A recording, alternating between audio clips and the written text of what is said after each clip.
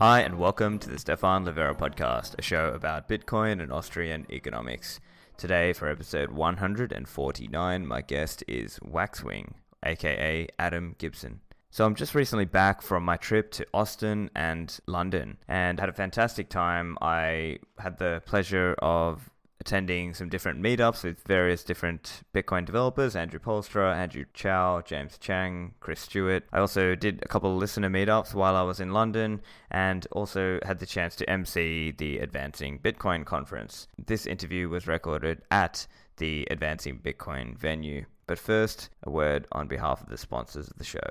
If you're looking to buy or trade Bitcoin, make sure you go to Kraken, one of the world's leading Bitcoin exchanges. Renowned for their focus on security, they're one of the longest standing Bitcoin exchanges. They're consistently rated the best. They have a high quality platform with high trading volume and low fees. Also, Kraken have 24/7 support, so you can just quickly ask them any questions in the chat and you can get set up really quickly there. Kraken also offer Kraken Pro mobile app, delivering all the security and features you love about the Kraken exchange in a beautiful mobile-first design for advanced Bitcoin trading on the go.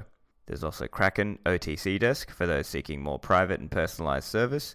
There's Kraken Margin up to 5 times and Kraken Futures up to 50 times leverage. Go and sign up at kraken.com. This podcast is also brought to you by Unchained Capital. Unchained Capital is a Bitcoin financial services company offering multi-signature as the foundation of their products. So you can use a 2 of 3 multi-signature vault. There is a web interface. It's really easy to use. You can use Trezor and Ledger, and Coldcard is coming soon. And so you can hold 2 of the keys and you can split those up geographically, and Unchained can be the third key in that scenario, and they can be the backup for you or they can co-sign for you if you need. And also, if you need to get liquidity and you don't want to sell your Bitcoin, Unchained's collateralized loans offer a unique option. You can put up your Bitcoin and receive USD. All Bitcoin is stored on-chain in dedicated multi-sig addresses and is never rehypothecated. I'm really impressed with Unchained. Check out some of my recent interviews with Will Cole and Parker Lewis. Unchained are doing awesome work. They've got excellent services and valuable content. Go and learn more at unchained-capital.com. Check out CipherSafe at cyphersafe.io. They're producing the Cypher Wheel product. So if you've invested in a Bitcoin hardware wallet and you've got a BIP39 seed, those 12 or 24 words, have you backed it up in a way that's fireproof, waterproof, rustproof, petproof, and tamper evident? The Cypher Wheel comes in a wheel shape and it's got little slots for you to put the tiles in. So basically you put in the 4 letters of each word, and that's enough to recover each of the words. The Cypher Wheel also has a padlock tamper evident seal, so you know if it's been opened. So make sure that you or your loved ones have access to your Bitcoins if an accident occurs. Orders are going out now. Go and order yours at cyphersafe.io. Adam Gibson, also known as Waxwing, is a Bitcoin privacy advocate, researcher, and blogger, and he's also well known as a contributor to JoinMarket. So for this episode, Adam joins me to discuss his thoughts on privacy in Bitcoin. We talk about the consumerist mentality, blockchain analysis companies, CoinJoin, SNICKER, JoinMarket, and PayJoin. Here's the interview. Adam, welcome to the show. Hello, Stefan.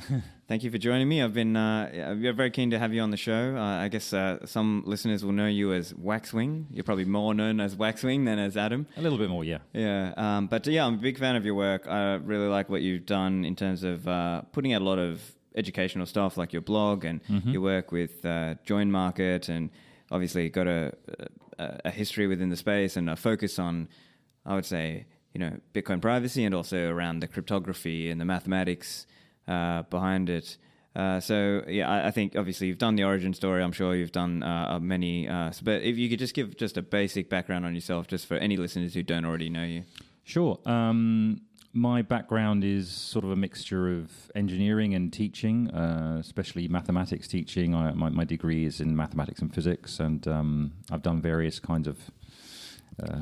I've been a nuclear engineer and a software engineer for a big financial corporation, so that background. But actually, I didn't really take any interest in cryptography until Bitcoin came along, and I guess I actually took an interest in Bitcoin. I guess it was 2012, 2013, because of the kind of political, especially the financial and economic aspect. The financial crisis stuff. I guess like most people, I struggled a bit to convince myself that Bitcoin actually made any sense. But once I did, after, having an engineering background, even if you don't have a cryptography background, helps you in that you can look at the white paper and kind of make sense of it. It's very difficult, even if you do have the technical background, but without it, it's even harder, right? So because I had that background, I sort of got interested, and then that sort of spurred further interest in, how does this actually work at the deepest technical levels, the mathematics behind it, the cryptography behind it. And it really clicked for me after Bitcoin why cryptography, especially public key cryptography, is such a huge deal for society. And so I've now continued to just take interest in that area, the privacy of this digital cash that we're using and the different techniques we can use and the mathematics behind all that. Yeah. Fantastic. So look, let's start with just broader thoughts on privacy right now. So Bitcoin right now, it's one of those things where you get some people who might falsely believe, okay, I just use Bitcoin and I'm private already. And then the other end of the spectrum is, oh no, the whole thing is transparent and everyone can see everything. And it's like somewhere in between, depending on how good you are with it. How would you sort of summarize that? Yeah, I remember giving that exact kind of summary. I don't know, a few years ago in Milan, there was some presentation. It was just, up till some point around 2012, everyone just assumed Bitcoin was anonymous, and then something happened, and by the time we got to 2016. Everyone assumes Bitcoin is perfectly traceable, and people, I guess it's just people need shorthands for things in life, things that they can't study in detail themselves. They want a nice, simple summary of something. Yeah. But unfortunately, some things by their nature are not simply summarizable. But I think my sort of broader philosophy on where we are with privacy and Bitcoin and other related technology is that I think we have a kind of... I used to like to express the problem as a category error. I used to kind of rail about this on Reddit years ago. I used to tell people, stop thinking of Bitcoin like, Starbucks points. I used to say it's more like Swift, not Starbucks points. And by Swift, of course, I mean the bank transfer, international bank transfer system. I don't mean anything to do with Apple code or whatever. So what's my point is that there's a tendency, and I think it's very deeply rooted in us, maybe it's exclusive to Westerners, I don't know, but people who live in our kinds of societies, we have this very consumerist mindset, and it's so deeply embedded that we're not even aware of it. We tend to think of everything in terms of, how convenient is it? How does it immediately press my buttons? Does it look nice and shiny, right? And this may seem slightly off topic because I'm not actually talking about privacy directly, but I think what you're going to see, I'm going to try and convince you that there is actually a pretty close connection, because people want a nicely packaged things like nice UIs. It's very understandable they want that, but no matter how nice the UI is, the underlying thing itself is extremely kind of hardcore. It's a protocol, and it's very much based on a kind of adversarial model of defending against massive attacks. When you're a user of that protocol, you're supposed to hold these keys, and that's just something that people have never really done in the past, is taken full responsibility. It's a bit like, people didn't store their gold bars in their homes. They used banks, and there were all kinds of problems with that, but ultimately that's the kind of trade-off people tend to make. And people, they want something comfortable and simple and something that doesn't force them into very difficult situations all the time, right? So there's a tendency to think of how can we make Bitcoin like that? How can we make it a nice shiny app, make it like fintech, just Stripe or something, or whatever the latest app is that people use to pay with, I don't know, Venmo. But you're trying to a square peg into a round hole, I feel, when you're doing that. And I think we should think of Bitcoin itself as this very kind of not user-friendly, not easy-to-use protocol. But that doesn't mean, of course, that we should give up on allowing people to use it. Of course, we should make things as possible, as feasible as possible, if that makes any sense. But we should think about ways of doing that are kind of somewhat offset from the protocol directly. Raw protocol usage is not an everyday person thing. And I know a lot of people would like it to be. And of course, huge strides have been made. Just simple things like the fact that you can run a Bitcoin Core node now on your laptop is a tremendous engineering achievement. But it still doesn't mean the average person's going to do it. And that's relevant to things like JoinMarket. It's relevant to things like any kind of CoinJoin, in my opinion, about best practices and about privacy. That it's fiddly and difficult. It's a technical question, like how can you use Bitcoin in a properly private way? And so perhaps in the longer term, we're going to have this kind of stratification so that, yes, privacy at the base layer is something we work on. We're never going to make it perfect, but we work on it. But it's more at the kind of higher end. Lightning is the obvious example, where we're going to find ways for ordinary people to achieve better privacy. Yeah. Right, and I think in your blog you mentioned this idea of Lightning privacy bleeding into the base layer, if you will, of Bitcoin. Yeah, I mean, I really regret not having apart from a very trivial proof of concept piece of code, I haven't really attempted to write any code for that. But I mean, perhaps we're going to get into the weeds of get into some of that later. Yeah, but that's certainly an example where we can even.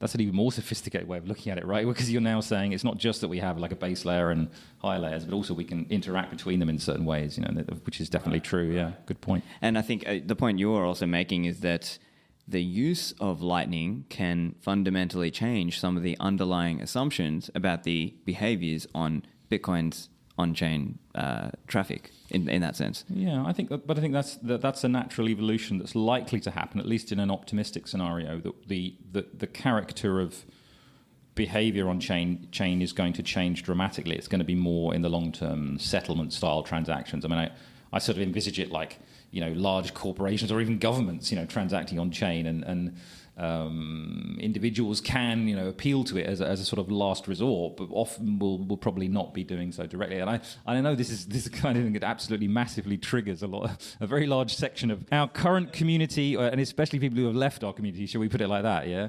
Bcash and all the similar areas of groups of people. It's not just them, of course. It's people who went to different altcoins. They get very triggered by this idea that I think what people are suspicious of is the idea that, it's just going to fall back to what it was before, where you have these centralized parties controlling everything, and and the ordinary person can't use the chain or something. But I just don't think the successful scenario for Bitcoin could realistically be different. Maybe I'm just lacking imagination. Right, yeah. Well, let's stay broader for one. I've got one other question I was keen to ask you about. We're living in this world where today, essentially, many aspects of our privacy have just been pwned, right? Like your IP, depending on who you're trying to hide from or whatever, right? The NSA can pretty much get through most things. Like, people talk about even Tor is not a silver bullet, and that's just at the IP kind of network level. Then, like, your data has been basically sold and used by, Google and Facebook and Apple and all these people. Would it be fair to say that in Bitcoin, it's like you're not necessarily going to be able to get to the level of privacy versus a target attacker, but at least if you could get to a level of like some kind of privacy versus the dragnet surveillance. Do you have any reflections on that idea? Yeah, absolutely. I do think like that.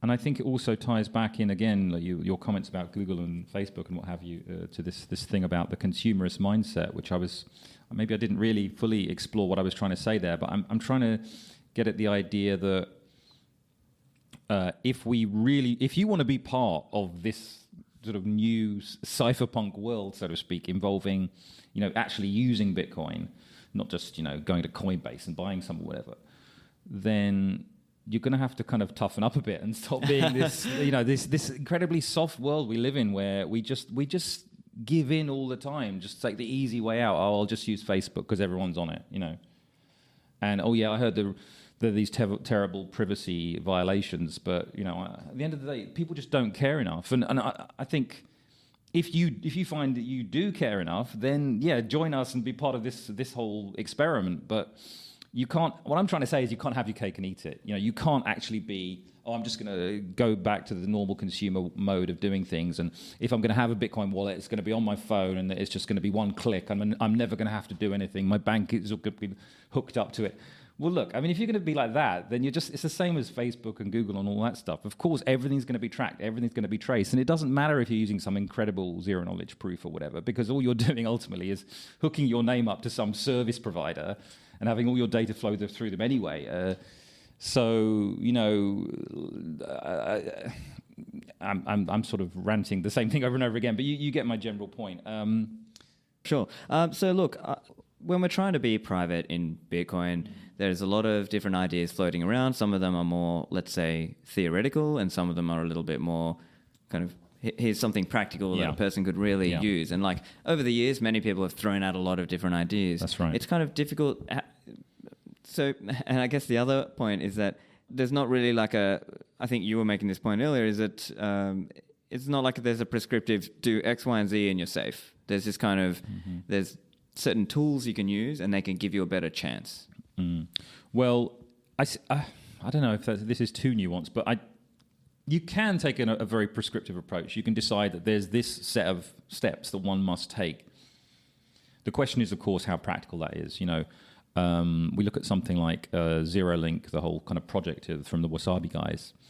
It's an attempt to do that. And I don't really know if it's fair to say, but I think Samurai, in a way, those guys also have their own way of looking at it, which is kind of similar in that there's rules you need to follow, right?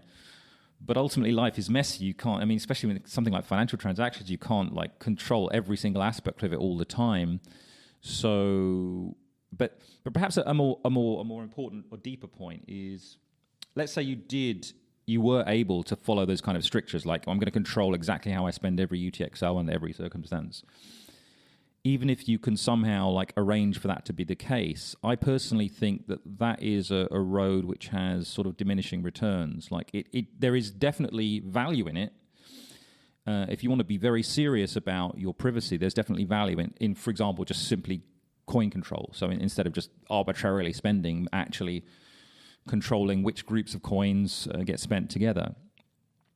But the problem, when I say diminishing returns, what I mean is that it's the nature of Bitcoin is that it's a very transparent system. Okay, especially if we just consider as it is today.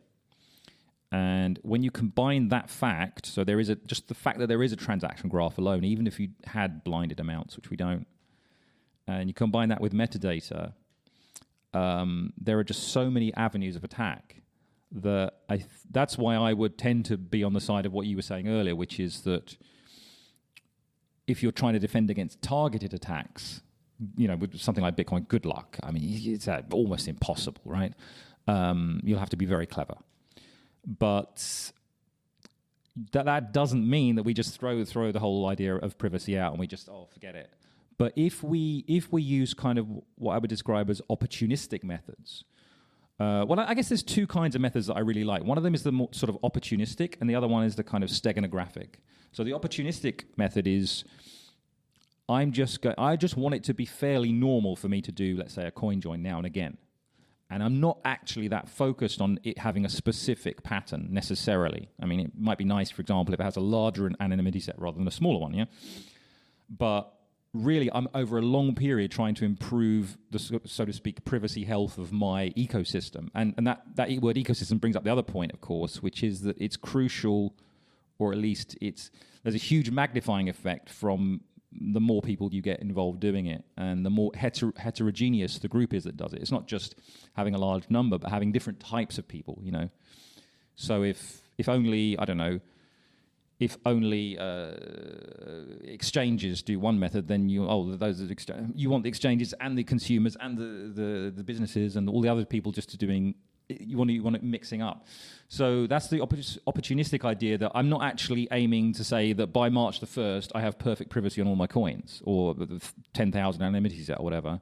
But I'm just trying to incrementally improve the situation over time. Which, if you're an ordinary person, I feel like that's okay. I mean, you're not on some secret mission, right? And then the steganographic idea, again, the key point there is that you've kind of blown up this concept of anonymity set. It no longer matters if nobody can distinguish between your type of transaction and another. But unfortunately, I don't really think, I was thinking this on the car on the way here, I don't actually think any of the ideas of steganographic like privacy, or maybe I've missed one, actually exist yet, which is kind of unfortunate. Right, just having it like... Well, PayJoin in JoinMarket technically exists, but it has to be 2 JoinMarket wallets, so that's... Right, yeah, and we'll get to that part, I think, about potentially having more people do that. One point I was keen to touch on as well, and I'm not sure if you listened to, I did an episode with Ergo BTC. And he's, I think I might listen to some of it, but I'm not sure now, And so in that episode, one point he was trying to make was that actually... Bitcoin can be more private. It's just that right now, we're giving the enemy in some ways a start point by having this KYC and the data sharing between the exchanges, right? So imagine if the standard way you came into Bitcoin was like you had a friends and family network, right? And again, so I'm not saying, look, KYC exchanges are not going anywhere anytime soon, but imagine if that were the case, and then people were using CoinJoins and so on, or even if they weren't, it would be much harder to pierce through that transaction graph veil, right? Yeah, definitely. It's a huge issue, and I think it somewhat ties in to my little rant, which I may end up ranting again about this. So stop me if I do, about consumerism, because people, they just want to click the button on the website that they trust. They don't want to mess around with some weirdo go. I mean, people treat even the idea of doing a Bitcoin exchange for cash as you're some kind of weirdo. I mean, no, come on. This is how we have to do it. We have to have some kind of peer-to-peer activity so that ultimately there's some, people talk about closing the economic loop. That would be great. I mean, we're obviously a huge way away from that. But if we just at least make some moves towards it, which is why I get a little bit upset about this whole, which I consider this kind of tribal viewpoint that's developed of hodl, and, you're an idiot if you spend Bitcoin. I mean, there are several reasons why it's actually kind of interesting to spend Bitcoin. I understand, like, if say you've got a job and you earn fiat money and you sock some away into Bitcoin every month, it doesn't really make much sense for that person financially to be spending any of their Bitcoin. But even for those people, as an experiment, I think you should try it. It's important to actually understand what it is you're investing in, because yes, this is not a consumer payment system. It's not Visa. It's not, Venmo. But the other extreme is also a mistake. You can't say it's not a payment system. It fundamentally is a payment system, and that's why it's in my opinion, people argue about bootstrapping value. Is it just all relative? Is actually nothing has absolute value? Oh, yeah, okay, technically, but actually the value here is that there is a payment system, and it's not censorable. Otherwise, why are we even bothering? Right. I think of it like, for many people, it just makes sense to hodl, right? But there will be that phenomenon, and you might call it something like, graduating, right? Like if people who came to Bitcoin in 2010 and 2011, they've graduated, and now they actually do want to spend some Bitcoins because they've just hit a certain level that, now it makes sense. But someone from the, let's call it class of 2017 or 2018, they just want to hodl or stack. It's a fair point. Right? Something like that, It's a fair point, but my sort of counterpoint there was that, you might be in a position where financially it doesn't make sense to spend Bitcoin. Right. But I still think you should try it out as an experiment. I'm not talking about spending all of your money. I'm talking about trying it and actually using the technology. Right. Because, a lot of people have stories like, I got into Bitcoin when somebody just like put it on my phone, and I just the actual act of seeing it being transferred is in itself, and it kind of upsets me a little bit that there are people nowadays who just like maybe set up an account on Coinbase or whatever it is, and they never do anything. I mean, that just seems wrong to me. Right. Yeah. No, I absolutely always preach self-custody. Right. So even for those people buying on an exchange, they should be withdrawing to keys they hold. Obviously, there is that debate about KYC and not KYC, but I think more broadly, let's go to some of these heuristics, right? So as most of probably my listeners are probably well aware, the common input ownership heuristic is probably the key one to think about. How does it look like in a world where we're trying to break that? Now, I think it might be interesting if we were, let's say, able to have more people using wallets that helped break that heuristic. Would that heuristic then no longer apply? Is that what you're kind of thinking? Kind of, yeah.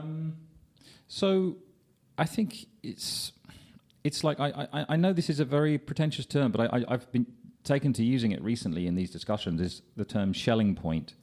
And just in case anybody's listening who doesn't know the term Schelling point, it's the idea that if I tell you, let's meet in New York, and you don't know the location, you'd pick Grand Central Station because that's the one that everyone knows. So there's a kind of convergence of people in a state of low information, convergence to one most plausible possibility. And what we have today is a perfectly reasonable situation where, you look at something like, if you look at something that has, let's say, 1, 2, or 3 inputs and 2 outputs, then the assumption is that it's a payment from one person to another. Okay, you don't actually have to make this. Let's just keep it simple. It's a payment from one person to another with one change output, and that's why there are 2 outputs, one's payment and one's change. And the other assumption would be that all the 3, or 1 or 2 or 3 inputs are owned by the same person. And that's the default assumption because, of course, that's the way Bitcoin is most easily works and the way most people still use it today. So that the part of that assumption, that I just mentioned, is what you call the common input ownership assumption, or heuristic, which is just saying that every time that a transaction consumes more than one input, that those more than one inputs are owned by one person or one party. But in the world where that heuristic no longer applies, what does it look like?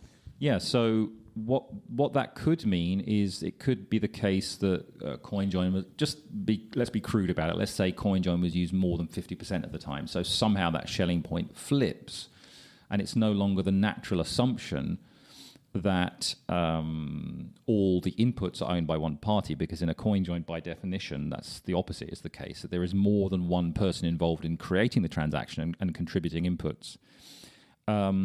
So if that happened, it would break the most... I think it's fair to say that that's the most central assumption of blockchain analysis. There's a lot of other factors to it, and I can't even call myself an expert at it, although I know obviously some parts of it. Probably the experts are people sitting in those companies who've really spent a lot of time finding lots of clever heuristics. I don't know how many I think they kind of oversell their skill set actually, but they certainly have done a lot of work in terms of finding ways to make connections. But this is the most fundamental one because it allows, it's like the cornerstone of what's called wallet clustering, or at least sometimes it's called wallet clustering, sometimes it's called closures, which is the idea that what you can do by kind of repeatedly applying that heuristic is build up whole sets of UTXOs, or I should say TXOs, because at first they're unspent and then they become spent, right? So building up whole sets of those TXOs and saying, that all of that set, the ones that were spent 2 weeks ago and these other ones over here that aren't spent yet, all of those are owned by the same party. So it would make that very difficult, or I want to say impossible, but it would make it a lot more difficult to do that. The thing is that it's just difficult to get enough people using that. But like you say, the Schelling point, it's just kind of, it depends what wallets people are using. If they're using, somewhat the coin joining wallet, and today there's not that many CoinJoin wallets, and I guess that is also a heuristic as well. If a certain wallet can get I suppose fingerprinted. my discussion just a moment ago is a bit missing the point, isn't it? Because if we're talking about current CoinJoins and not future plans for in quotes steganographic CoinJoins, then it's not really the case. As far as I know, what's happening today is that where there are big CoinJoins like Wasabi or Samurai or JoinMarket, because they are easily identifiable as CoinJoin. And I don't even know if this is completely true because we have that whole thing about the fixed address, But at least in principle, the blockchain analysis companies could be flagging anything that has the pattern of a multiple equal output CoinJoin. That's the key feature. There are other features you can look for in these transactions, but the key feature is having multiple outputs of the same amount. That is obviously a massive flag that says this is a CoinJoin, because of course, that is not a fact because people do make fake CoinJoins as well. But let's say, so what I think from I've heard second, third hand, what blockchain analysis companies are doing is simply flagging them and saying that is a, in quotes, mix, but not attempting to trace through it because you fundamentally can't really.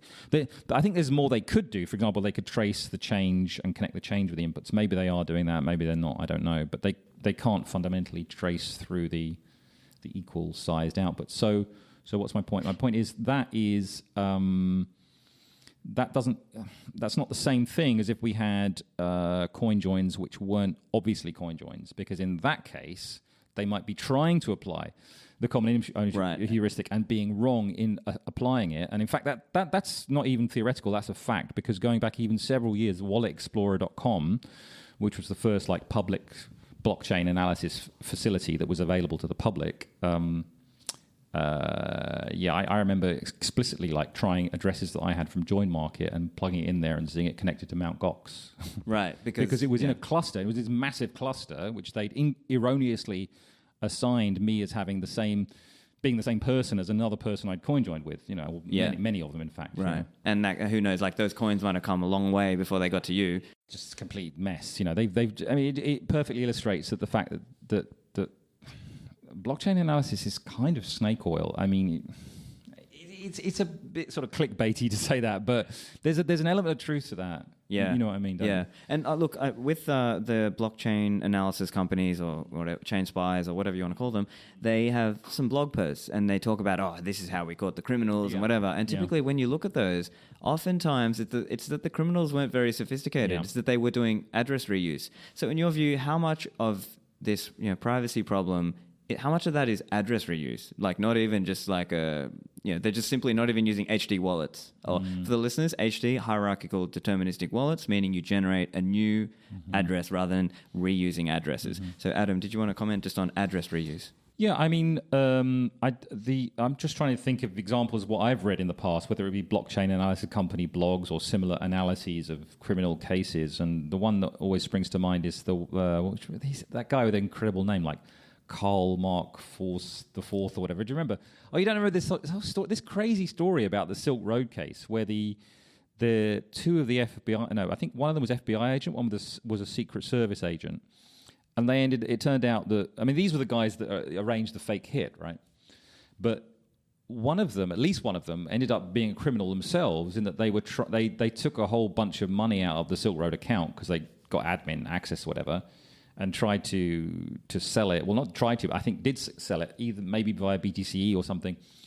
But when the whole case came to light, and the guy was put in prison, of course, but when the whole case came to light, they showed how they'd, in quotes, traced it on the blockchain. And all he'd done was he'd taken it out of one exchange, put it into his wallet, and put it into another exchange. So he had his name on both the exchanges. Right. So what exactly is the blockchain analysis right. here? And it was fully deterministic spends the whole way. No, it's not like there was... I mean, one we're transfer, talking right? about like 2013 here, because when he was actually doing it. I mean, even Dark Wallet didn't exist then. It's not like he really had such an... right, didn't have the tools to do it. But he could have at least used a mixer, because they had centralized mixers. They were already a big thing in 2013. But no, he just like took it out of one exchange, put it in his wallet, and then sent it to another one. Well, good luck. Right, yeah. Well, even just like one or two hops would have at least been something, right? Yeah, because then there might be, that would have been something, right? I guess, and for most people nowadays, even if they're not doing any coin joining, but they're at least not reusing addresses, when they withdraw from an exchange, after it's already gone through a few hops, you're sort of, the trail is going cold there, right? Yeah, but it brings to mind this case that's topical, isn't it, that I got quite confused about, and I wonder if you have more information than me, which is this case where, now if I get it right, I think it was Binance Singapore, right? Yeah. And the guy said that his funds got frozen after he had sent coins into a wasabi mix. Yep. I might be getting confused. Were there two cases? I think there was a second case, and the second one was the one that confused me, because I think he said that he went through one hop, and after that he went into CoinJoin. That's right. So he went to Electrum, and then, or was it Electrum or some wallet? It's through Samurai, that one. Oh, from... So let me break that down. So the Binance Singapore... So what we're thinking of as the first case is actually, I think, the third case where something like this has happened. But that Binance Singapore case, that individual withdrew from Binance Singapore into Wasabi Wallet and then directly, and then they did the coin joins. And because of the fixed fee address, which as I understand Wasabi are changing now, there's been a big debate about that. I know. but again, this is that question of proximity versus fingerprinting. Yeah. And so in this case, that address got flagged because of proximity with the Wasabi mixing. And possibly because of the plus token exactly, scam, right? Exactly right. I think it's mostly because on these blockchain analysis, people... on their terminals or screens or software, it's saying, hey, this is linked with plus token. I think you're probably right. Yeah. And so their analysis tools are probably not yet sophisticated enough to be doing fingerprinting. They are sophisticated enough right now in terms of the proximity. Now, of course, maybe they'll just code up a new thing and look at these equal output So runs. by proximity, I think you mean like taint analysis, right? Just basically saying there's closeness, a percentage relationship between this address and this address. Yes, closeness to these known bad address, right? Yeah. Now, the second case you're speaking of, I think the individual's name, or the Twitter name was Ronald McCoddle, That's right, yeah. And so in that example, they withdrew from Paxos, as I understand, and then they went via Samurai. Reason being, Paxos does not have Bech 32 cent. Right, yeah. So they went via Samurai, then into Wasabi, and then got done again for the proximity. So that's what happened in this recent round. So your fundamental point, I think I agree with you, is that the reason, even though there's hops, that still doesn't take away this, what you call proximity. Well, I'm thinking of it as taint. A taint, yeah. I think that must be the correct answer as to what's going on. But it's horrible. We have to kind of guess, really. You know, we have to. So they're black boxes. I mean, that's the thing that just enrages me about this, is they'll go to some law enforcement, and they've literally, there's been court cases. I mean, Schnorr Provost, the Dutch guy, the Bitcoin core dev, he's really good on this. He's done some. He's dug up some cases in the Netherlands, and he's shown cases where, like, the prosecution has said, look, this blockchain analysis company told us that this happened. And the defense say, well, can you show us the reasoning? And say, well, no, you're not allowed to. So how is it allowed? Somehow the judge allows it as evidence, even though there's no actual explanation of what they've done. I mean, that's so dangerous. Yeah. I've heard in the US where there have been cases where people have gotten let off from really horrible crimes because I think it was the FBI or one of the three-letter agencies did not want to disclose their exact evidence. Yeah. And I think in the US, I don't know the exact law, again, not a lawyer, but there's some ruling or some law that essentially you're allowed to see the evidence. And because they didn't want to disclose, they kind of said, okay, fine. And then because they're a US citizen. That's how it should be, yeah. I mean, surely that's obviously... seems obvious to me. I don't know. Right. But when it comes, there is a pattern you'll notice where when it comes to financial things, they use this term money laundering, and it basically absolves them of the need to actually prove anything. I mean, all this kind of civil forfeiture is another facet of the same thing. They'll just take money and say, well, of course, prosecute the money. They'll say, somehow that means that the police get it and you get nothing. Right. It would be like if you were making a cash payment to me, and then I'd have to say, no, wait, this $20 note you gave me, who had it before you? And who was the guy 2 hops before that? Yeah. It's just like, it's stupid, right? But nowadays in this digital world, that's the reality we're moving into, and that's why it's just convenient they make this ethical exception for money, right? Like if a criminal uses a car, the car is not like if you're using the same car, you don't get put in prison. But somehow with money, it's conveniently the case that you're a criminal by association. Right. Well, I guess again, I agree with you, but I guess there are some laws about things like knowingly using stolen goods and things, so maybe that would be like a parallel there. But anyway, let's bring it back to the privacy aspect. So I think one fundamental problem right now is even if you did kind of the right thing, quote, so to speak, and you used these CoinJoin techniques and so on, you could still get done by fingerprinting, because there's other ways of wallet fingerprinting such that they might know, yes, based on the construction of this transaction, I can tell it's a JoinMarket, or I can tell it's a Samurai wallet. And examples of this might be, I think Chris Belcher has spoken about this. He mentioned end lock time or potentially end sequence. So would you mind just outlining a little bit around how wallets do end lock time? Yeah. So end lock time is useful in cases where you... it can be used if you want to use the check lock time verify feature. Okay, so you want to actually control and say this output cannot be spent before a certain block, which is useful in some contract kind of relationships, but then protocols. But there's also isn't that also like an anti-fee sniping thing as well? Anti-fee sniping thing. Now you're testing here because I can't remember, but there's a rule where if you want to use RBF, you need to signal something. Yeah, I can't remember. Exactly. I can't remember. It's one of those things I always have to look up, right? But the reason it came up for me personally was because this was my perspective on it. When I decided to implement PayJoin, which we might talk about later, in JoinMarket software, I realized that, hang on, this is a bit different from JoinMarket CoinJoins, right? When we do JoinMarket CoinJoins, we've got a very special structure. And it would be absolutely pointless to try and emulate, let's say, Bitcoin Core or Electrum or anything else in our kind of little, as you say, fingerprints. Nlock time is a fingerprint, the version number is a fingerprint, and these little bits of data in a transaction which could make it stand out. And I realized when I was doing PayJoin, this is not the same as like JoinMarket CoinJoins. I should try to make it as much as possible, sort of hide in the crowd to make it look similar to, let's say, a Bitcoin Core transaction or perhaps an Electrum transaction. The reason I keep mentioning Electrum along with Core is because I think they're both very similar, and they're two perhaps of the biggest. Probably biggest, yeah. Yeah, wallets. So what I had to do then was exactly what you're mentioning. It's called anti-fee sniping. And I don't remember the details of I don't remember the logic of like the setting of end sequence and end lock time off the top of my head, and I don't remember the whole argument behind anti-fee sniping, but I do remember that I just made sure that I did the same. So as far as I remember, it's something like in Bitcoin Core, the algorithm is something like set the end lock time to the latest block, but with some small probability you set it to some blocks behind or something like that. Right, and I think the idea is it's to stop miners doing the fee sniping aspect. Right. So maybe it's maybe we'll just have to let someone correct this. But it might be something like maybe it's something like a CLTV, but for miners kind of thing, like so to stop the miners being able to, or having an incentive to maybe fee snipe. Yeah, something like that. I can't remember the argument, but I'm sure, as I recall, it wasn't too complicated. I mean, you're right, it's to do with mining, and it makes perfect sense.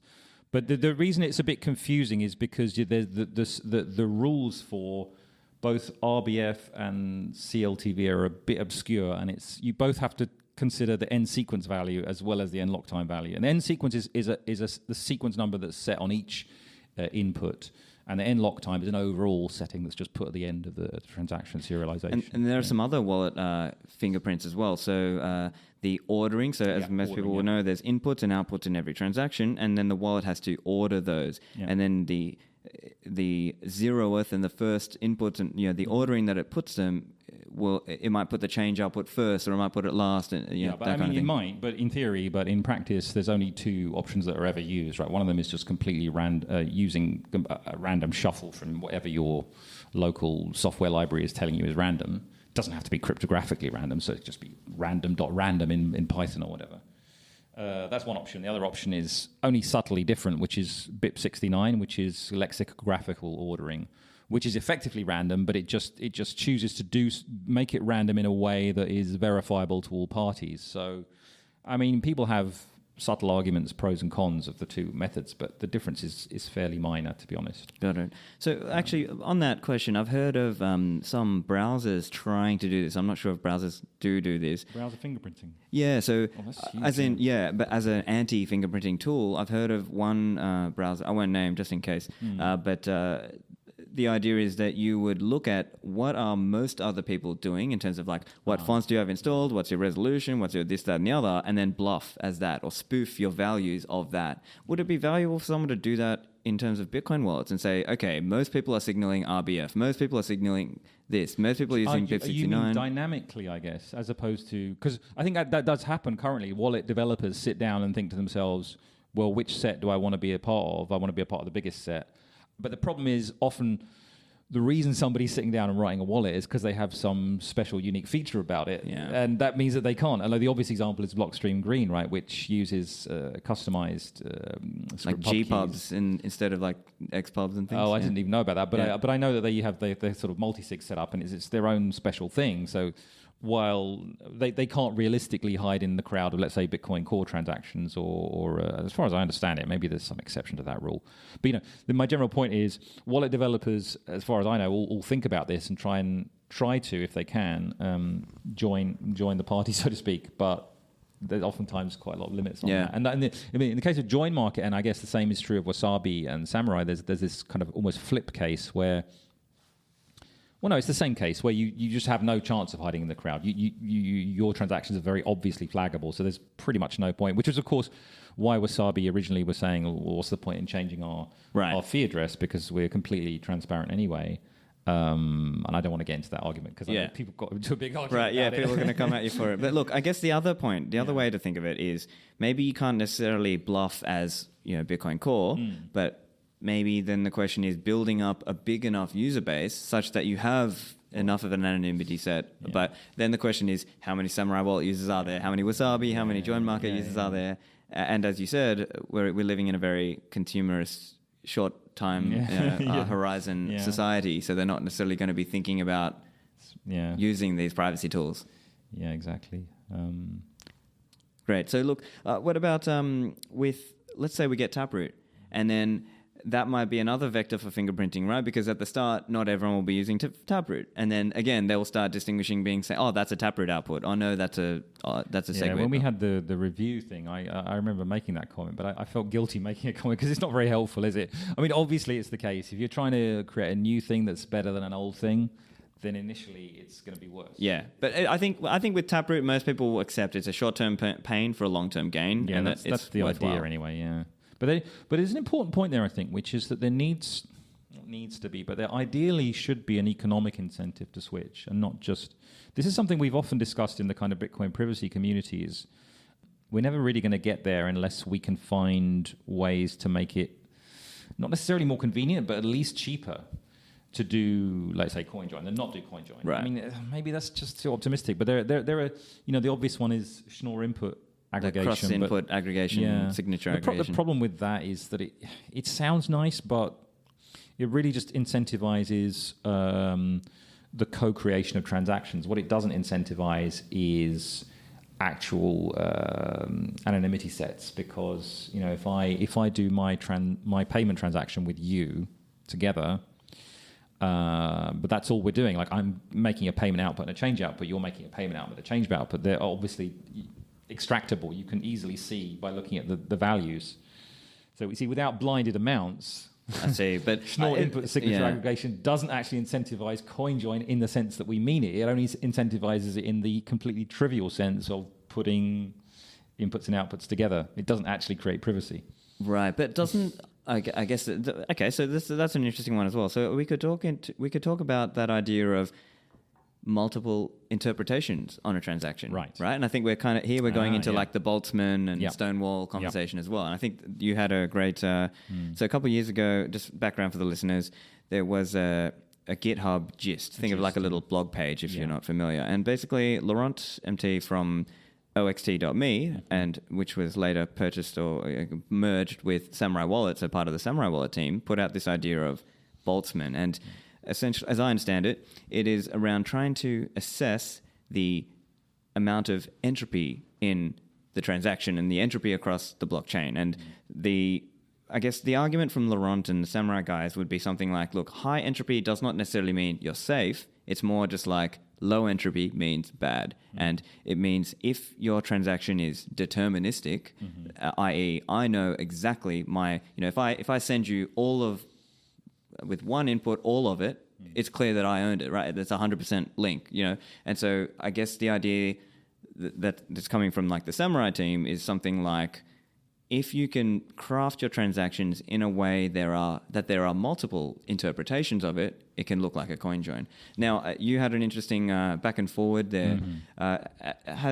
Maybe you could just offer a kind of a high-level comment on it, and then whether your view has changed over this time. Sure. So it seems like how do we explain this? Because I personally found it confusing, so I'm not sure when I first read it. So I'm not sure how easily I'm going to explain it to people, but. So first of all, the concept of entropy, it comes from physics, and it's literally a measure of the number of ways you can arrange something. So a crude example to illustrate entropy is a shuffled pack of cards is in a high entropy state, and a ordered pack of cards where the cards just go 1, 2, 3, 4 is a low entropy state, because think of it as like if the cards were just randomly thrown together, they wouldn't naturally the probability of them being thrown together in a way where they're all in order is extremely low, right? So that's considered a low entropy. Okay, so with what as I understood it, Laurent MT was doing in his analysis there, he was coming up with a measure of the number of different interpretations of flows of funds through transactions. But the reason I had a bit of a problem, I mean, obviously I can't like give you the full spiel, like here's the formulas and here's a different example. It's too complicated. But the reason there was a bit of a back and forth between me and him about that was because I had a feeling that it wasn't, not just a feeling, to me it definitely doesn't give an accurate sense of the, how to say it, the plausible deniability or the different interpretations of a transaction there are. So maybe a simple example might be, well, even the very simplest possible Bitcoin transaction illustrates the point, I think, because if you have one input and one output, in that Boltzmann model, there's one interpretation because there's only one kind of fund flow going on. Yep. But if you think about it, there's at least two, I guess there's only two interpretations if you're thinking of it in terms of entities. So it could be me sending to myself. And in fact, if you go on, blockstream.info today, they have their very primitive chain analysis feature where they add some little notes to every transaction. Yeah, possibly a CoinJoin. Yeah, right? and you'll see possibly a CoinJoin for things which are definitely CoinJoins. But you'll also see probably or possibly a self-transfer if you see a one input, one output. And of course, that is not only technically, but actually not a certain deduction, is it? Yeah. It's clearly the case that you could be sending it to someone else. So in my way of looking at it, I think it's far more useful to call that a transaction with two interpretations than one.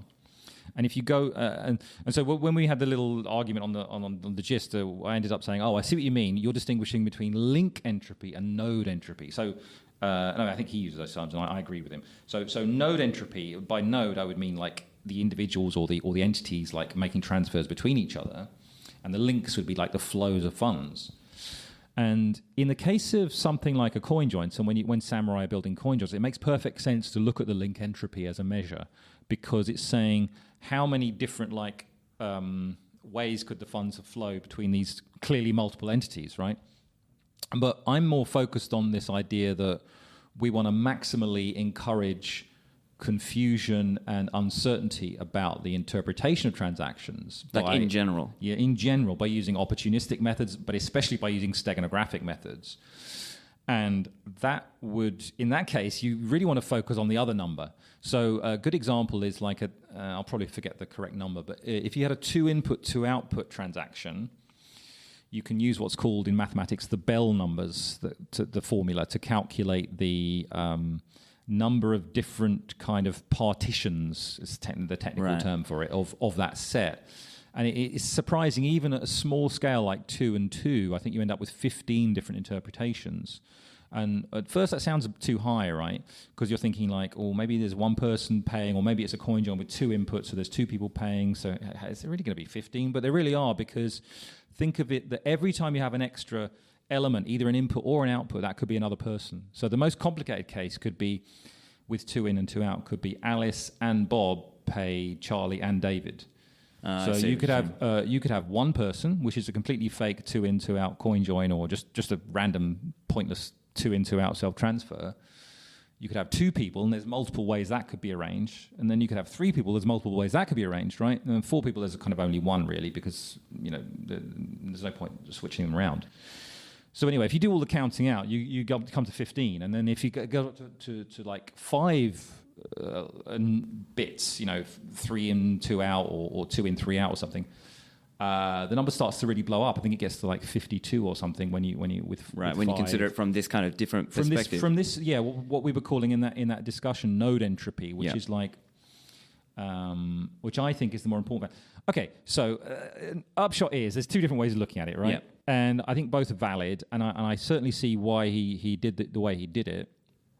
But I have a sort of allergy to what I think Taleb calls the ludic fallacy, which is where you tend to like over-emphasize things that you can make mathematical formulas for.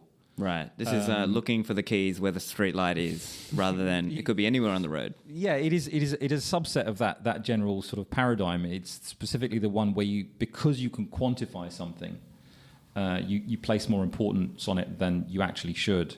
And maybe that's I overstatement, but I think people should at least consider that there's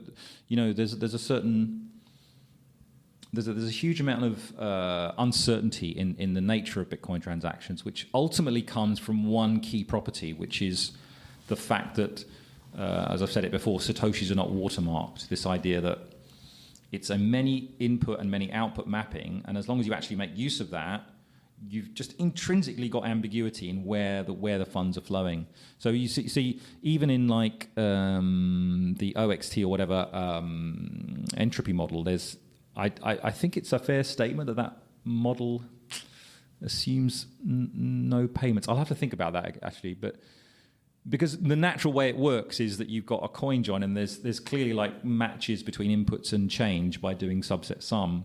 Yeah. But then you don't actually know which output is going to which party. So you sort of have these multiple combinations. But if that was a CoinJoin in which one of the parties was paying one of the other ones or something, you know what I mean? I think I could possibly break even from its own perspective that I could find some weird arrangement where I don't want to say too much because I might be wrong. So okay, all right, yeah. So look, I think there were a couple of technical terms and things we might just explain for the listeners as well. So we've got two things here. So oxt.me, which is like a block explorer. And then there's another tool which is also run by the same team. It's kycp.org. Yeah. And that one, I think that's what you were also referring to there, Adam, where you might see, okay, there's 3 inputs and 3 outputs or 2 inputs and 2 outputs. And then it's trying to draw the links there. And that's where you might have seen the green and the red and the yellow and the probabilistic links versus deterministic links. Yeah. And so what it's trying to get at there, and that's coming to what you were saying with the 2 input, 2 output, was it really where there's a different perspective that you're offering here, which is around node entropy, as in who are the parties behind it, whereas the Samurai approach, if you will, is more like a transaction entropy linkage model. And I guess so. Before I just want to say I don't want to disrespect any of the work, especially Laurent MT. I think he's doing incredible work over the years and continues to. And with the kycp.org, yeah. I can never remember how many letters it is.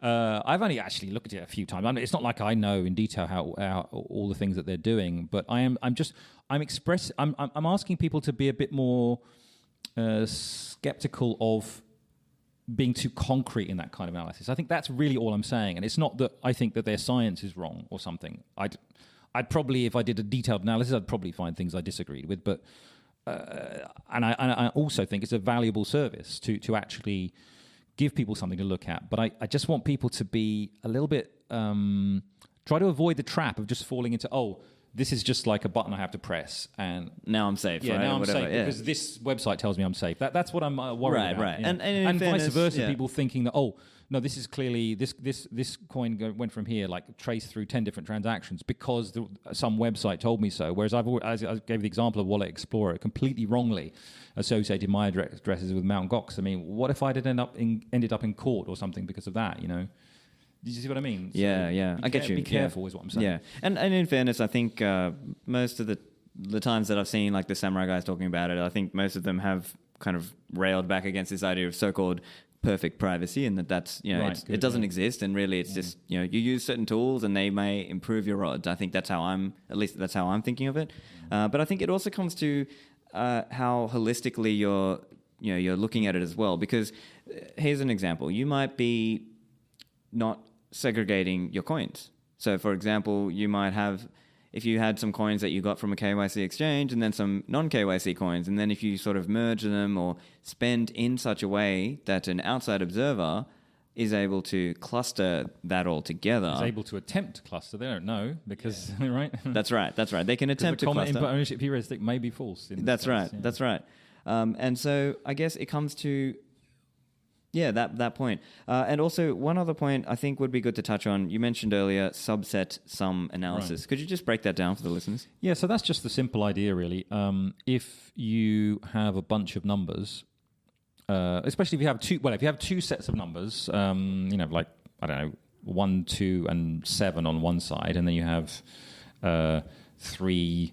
I don't want to add all this up. 3, 4, and 8. That doesn't quite match. But what I'm saying is that I could take the 1 and the 2 in the first set, and it adds up to the 3 in the second set. Yeah. So I've found a subset of the first set, 1 and 2, which is equal to a subset of the second set. In that case, it's just one number 3, but it could be multiple numbers. Yeah. So when you look at a Bitcoin transaction, let's say a CoinJoin transaction, because that's where it's most interesting, where you've got lots of inputs and you've got lots of outputs. And what you're trying to do, if you're trying to disentangle the CoinJoin as best you can, is you're trying to find sets of the inputs which add up together to sets of the outputs. And the assumption is that it's a CoinJoin where each party is not paying all the others, but is just getting back the same amount they put in. So I put 10 Bitcoin into a CoinJoin, let's say, in the form of a 1, a 3, and a 6 Bitcoin inputs. So I've got 3 Bitcoin inputs, 1, 3, and 6, total 10. And my outputs, I'll have 2 outputs. One of them is 5 Bitcoins, and the other one is 5 Bitcoins. But the first 5 Bitcoin is equal to that's a bad example because that's 2. Yeah, I see what you're saying. I've got one output which is 4 Bitcoins, and there's a bunch of other 4 outputs of equal size, 4, because that's the CoinJoin effect, the obfuscation effect. And my other output is 6 because I need to get my change back. So as each individual in the CoinJoin is getting out what they put in, although that's not exactly true in JoinMarket, which we might mention later. Yep. And it isn't exactly true anyway because of fees, transaction fees.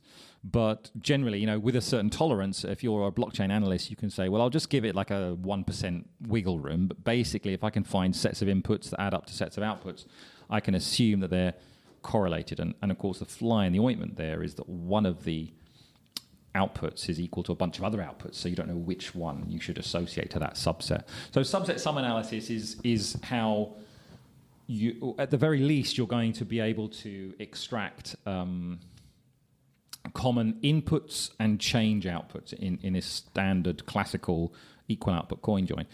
Now, we can also have varied, what's it called again? Varied size CoinJoins without like unequal size. CoinJoin. Yeah, unequal mixing, whatever.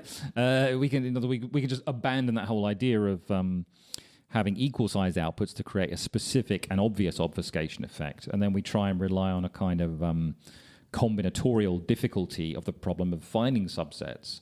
But that's a highly controversial topic, and I guess it's a bit technical as well. So, right, yeah, and it's sort of this is part of the debate around,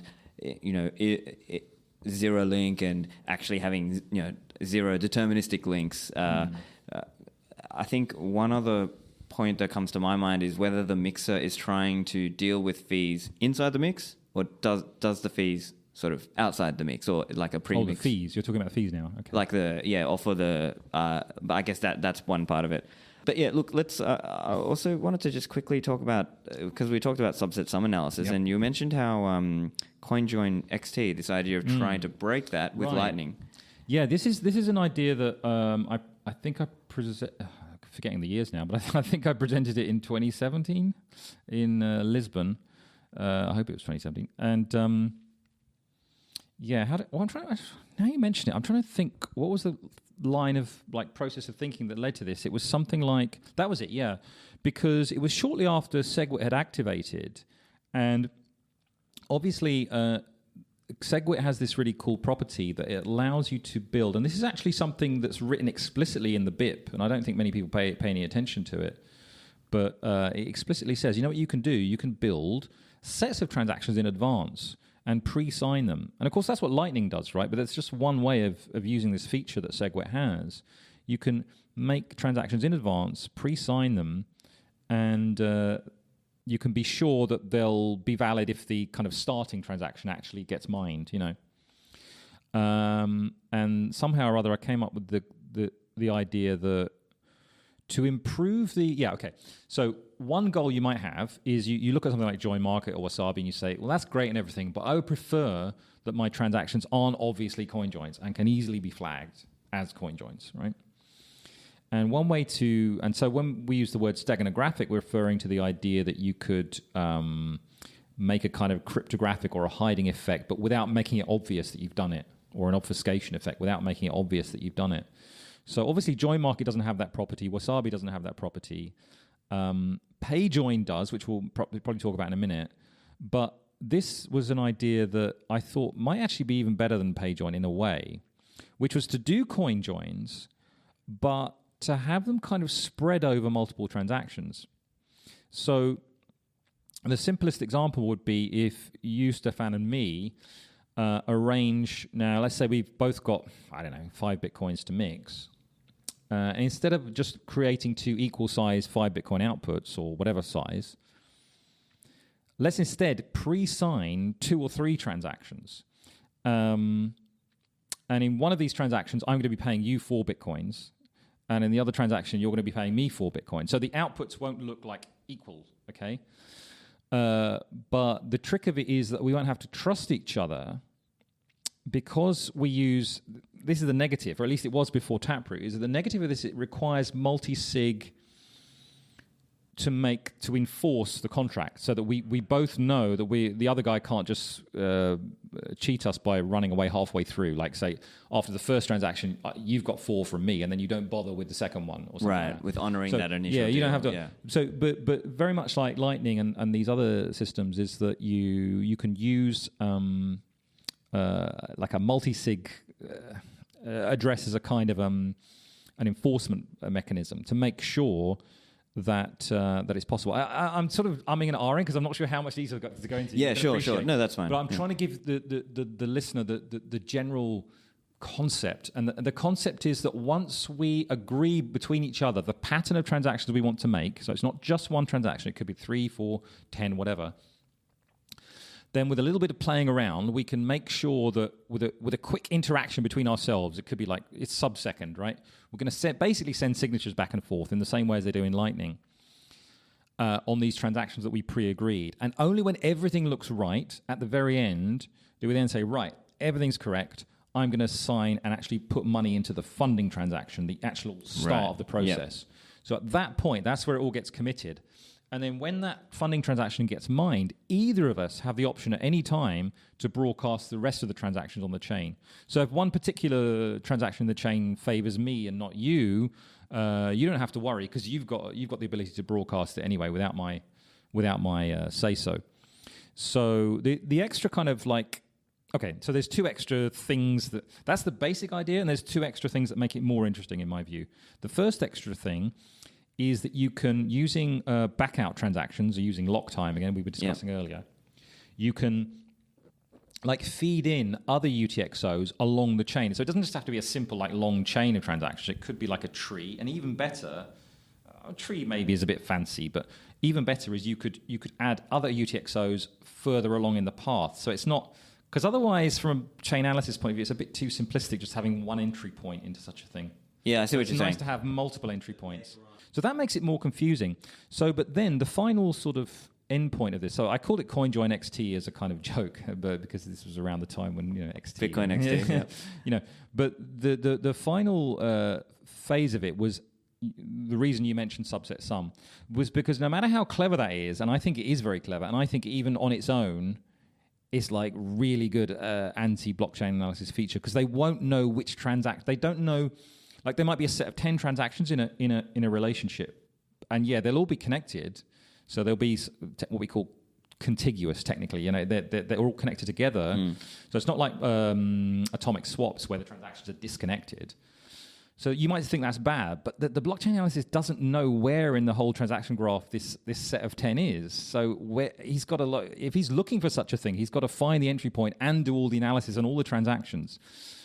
But the small weakness that still remains is subset sum analysis. Because if we're not actually paying each other, if we're actually doing a mixing transaction or multi-stage transaction like this, we're still in the situation where you've got 5 at the start, you've got 5 at the end, and I got 5 at the start, I got 5 at the end. So even though these amounts are like split across multiple transactions, that it's still possible statistically to disentangle and say, oh, look, there's a subset across this multiple transaction contiguous subset of the graph.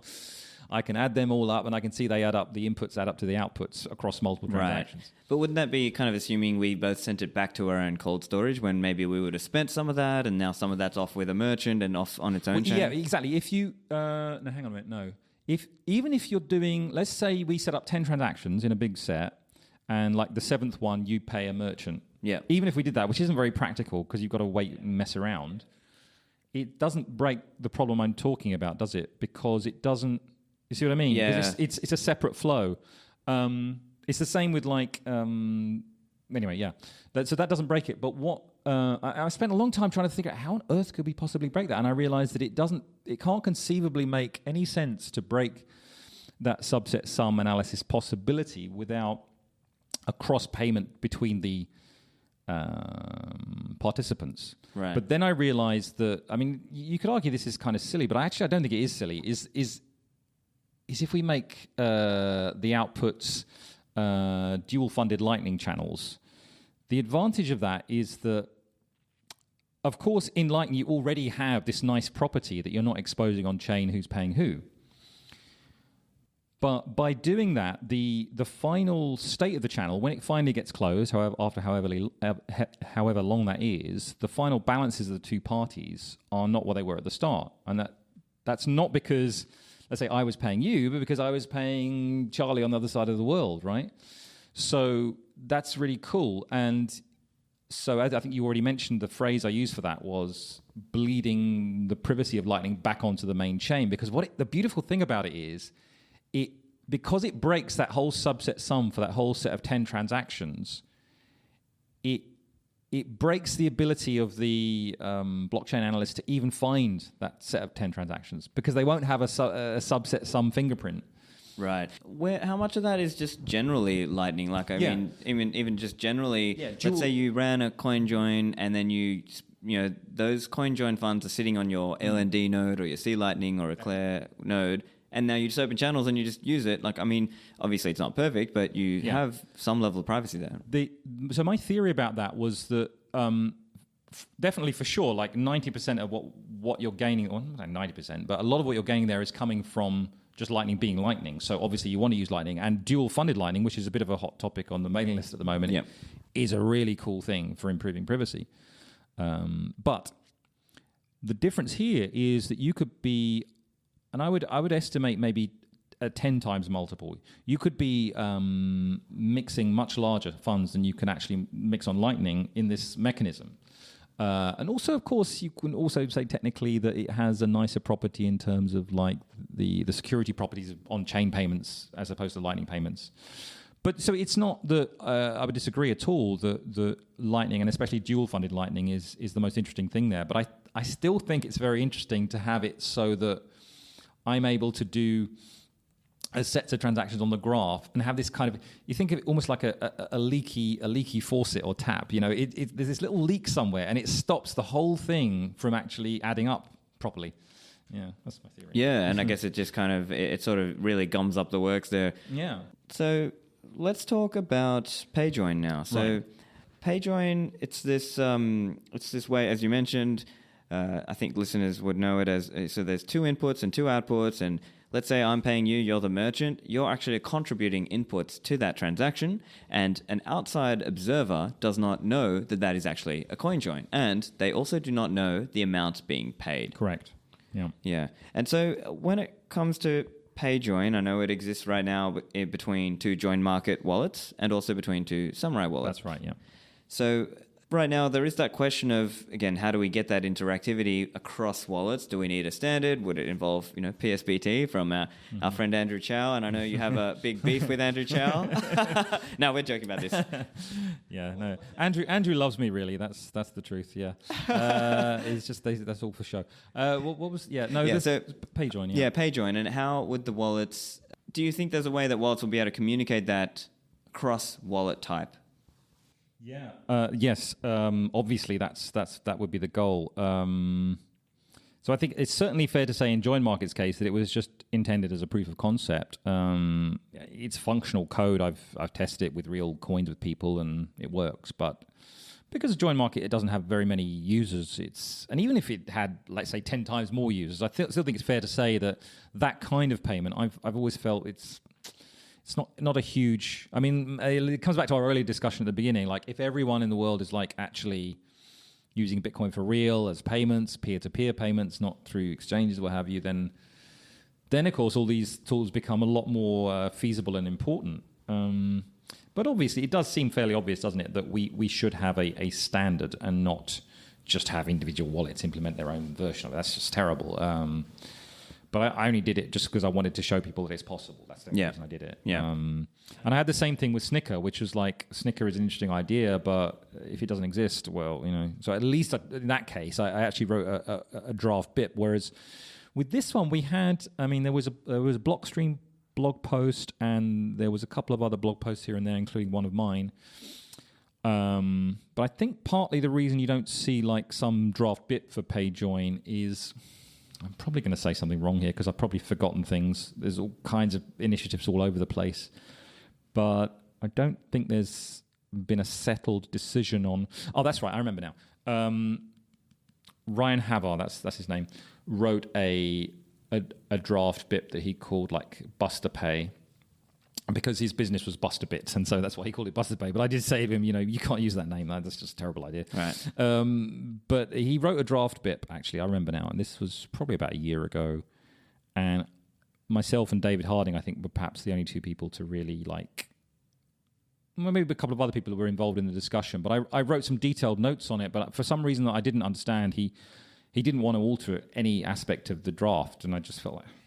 So we're just kind of stuck. I mean, I could write another one, and then that'd probably go nowhere as well. Right. But I do think it's a shame, because I think that protocol, as you quite correctly point out, really needs some kind of standardization, some kind of oomph behind it. Endpoint as well, right? It was called Endpoint, Pay right? to Endpoint, which is a fair enough name in a way, technically, but I was trying to convince people at the time that no, just call it PayJoin.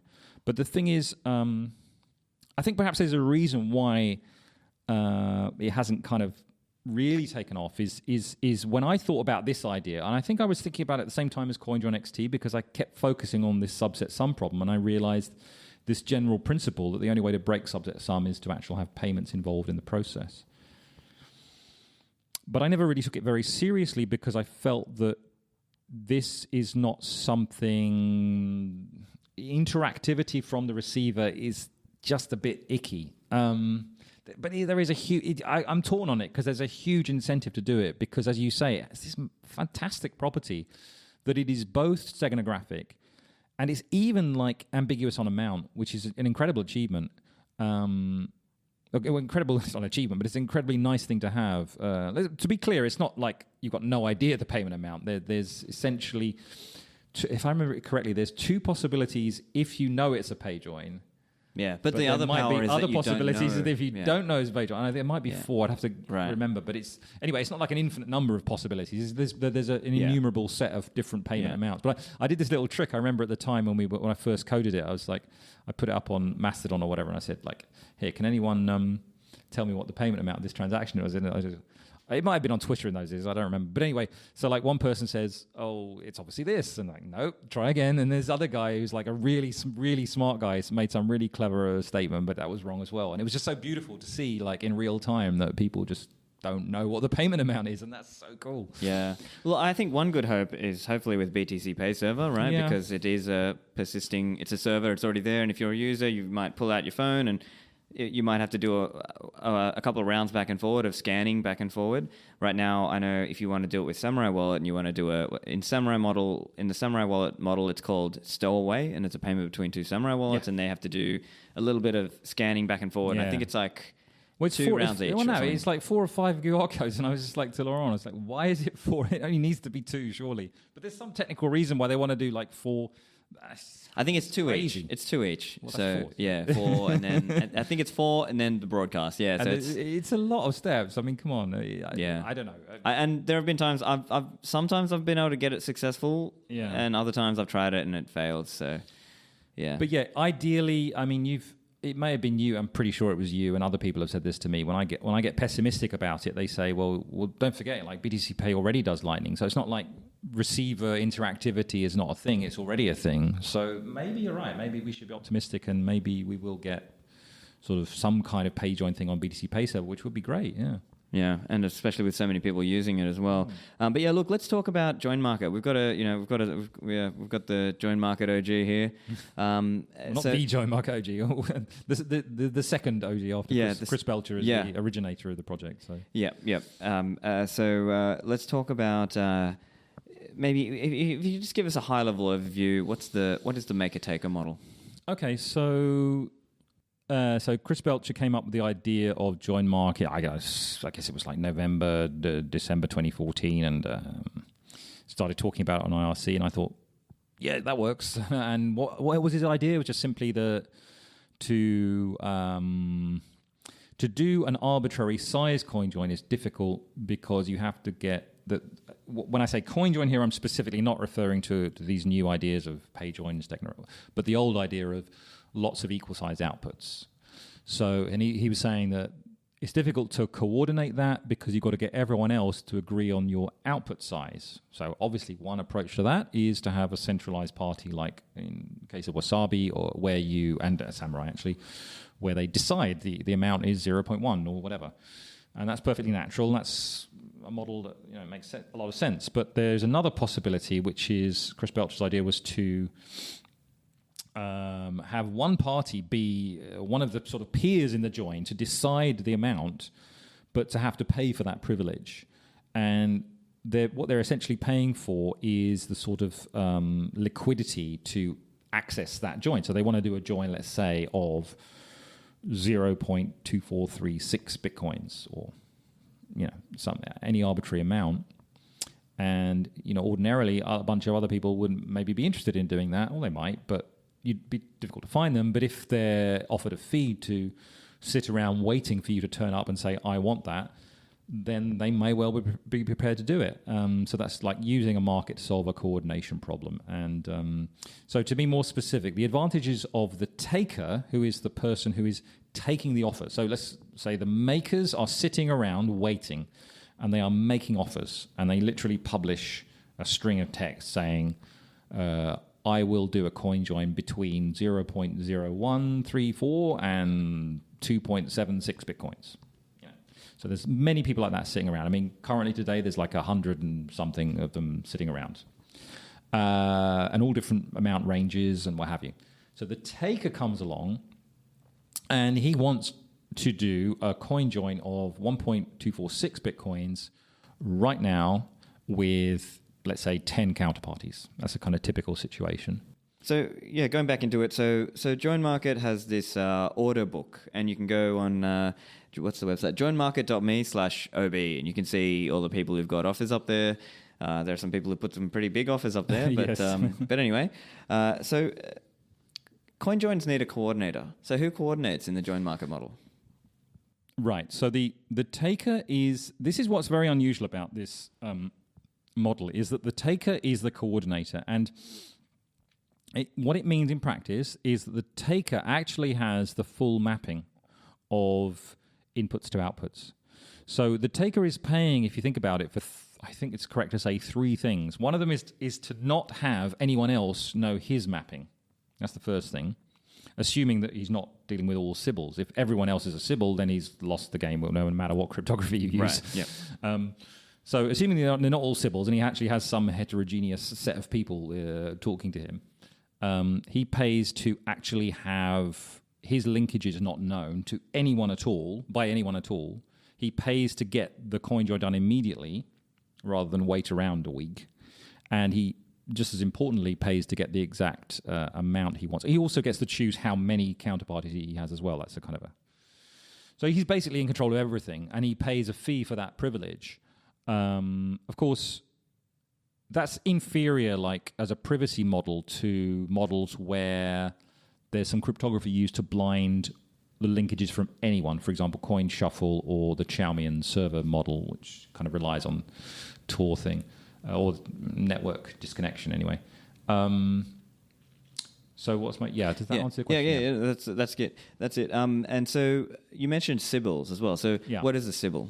Okay, so the concept of a Sybil attack is just means the idea that if you develop a protocol where there are multiple participants involved, and you have to be a bit more careful to think about what do you mean by multiple participants, right? Because in the physical world with a bunch of people, you can see individual people, but if you are deciding that if you see different like network level people, you don't necessarily know that they're actually different physical people. They could all be the same person coming over, say, multiple IP connections or whatever.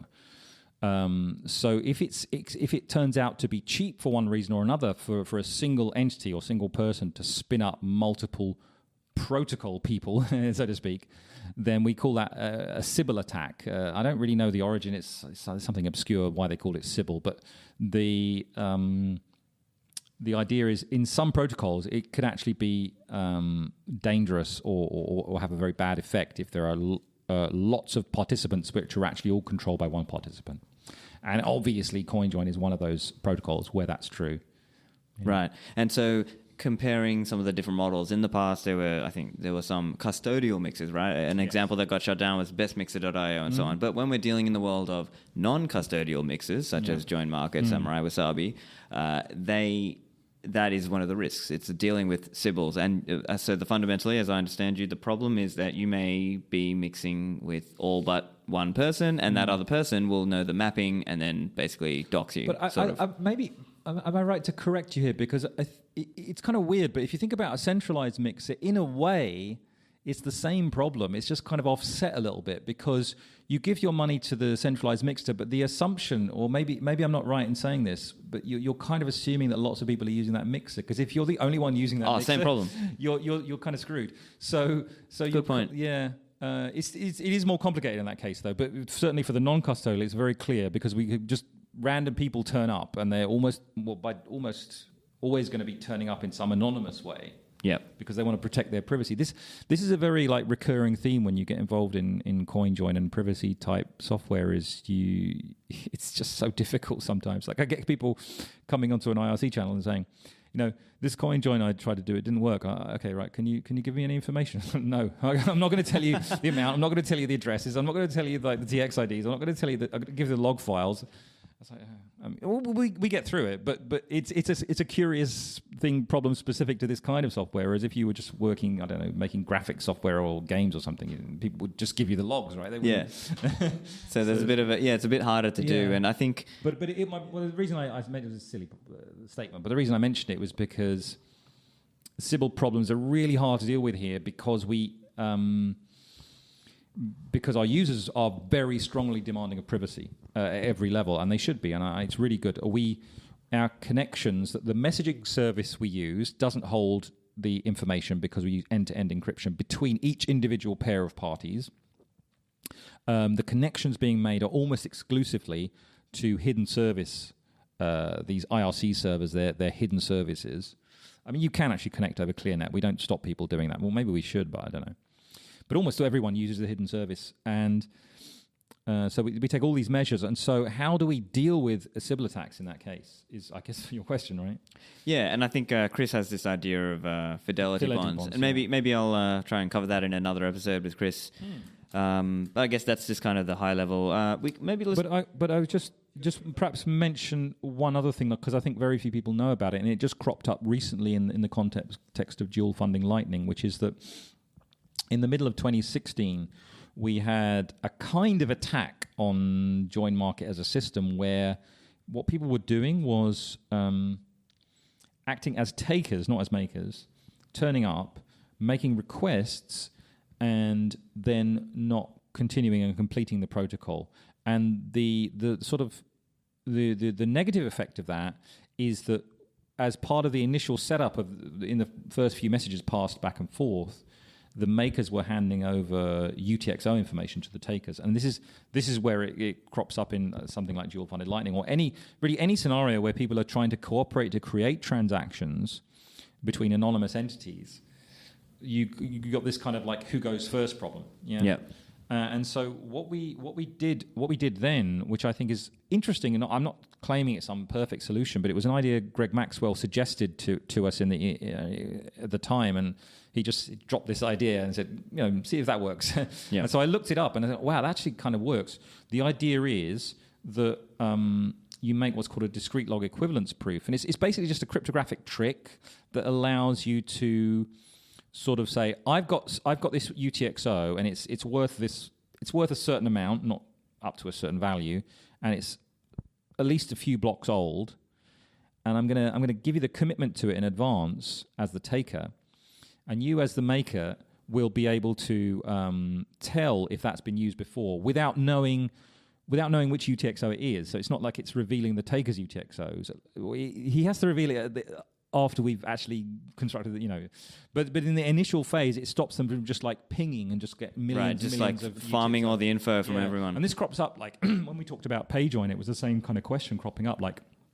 we got to worry about what if the customers like ping the merchants and just like let's do a learn their UTXO and set. their UTXO, and then you go away and you do it again with someone else or maybe the same guy again. So this problem keeps cropping up. So I've mentioned that we called it Poddle, or I wrote a blog post. It's stupid. I called it Poodle in the blog post, but if you look on my blog, you'll see that was one of the earliest posts on that. Oh, great! Yeah, I'll have to go and check that one out. Okay, so look, I think maybe we can just talk through a little bit of the high-level install process, just so people are familiar. So also, listeners, check out my Ministry of Nerds co-founder, Katan. He's written up, or rather done a video, which is like a walkthrough. Adam, I think you saw that video as well. It's a good video. I like that, yeah. Yeah, so let me just talk through some of the steps, just high-level, just so you are familiar with what's going on here. So, you set up that folder, you git clone, you cd, you change into that directory, and then you I think you run install.sh. It's basically running the install script, and then you want to select Qt if you want the GUI environment, graphical user interface for anyone who doesn't know. Then you run jmv-env, like running an environment. Then Python JoinMarket-qt.py, right? And that's it's like another script, right? And I think in there you've also got to go in and comment if you want to do Tor, as you said, a hidden service. You got to comment out the clearnet part. Can I just mention this summary is? I mean, it's not perfect, but you're getting the right basic steps. But the thing is, both the guy you mentioned, also Katan, myself. If you look on the README of when you actually go into JoinMarket -client server, the main repository, which you'll find if you Google it. Almost like one of the very first lines, it says there's a video of me doing this step by step. Ah, okay, got it.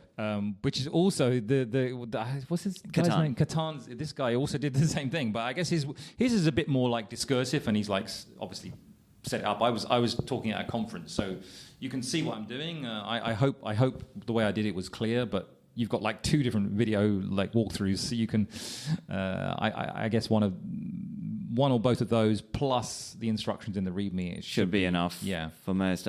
Your summary is basically right. Yeah. Yeah, and so then once you've set up your wallet, you can either put the passphrase on or not. That's up to you.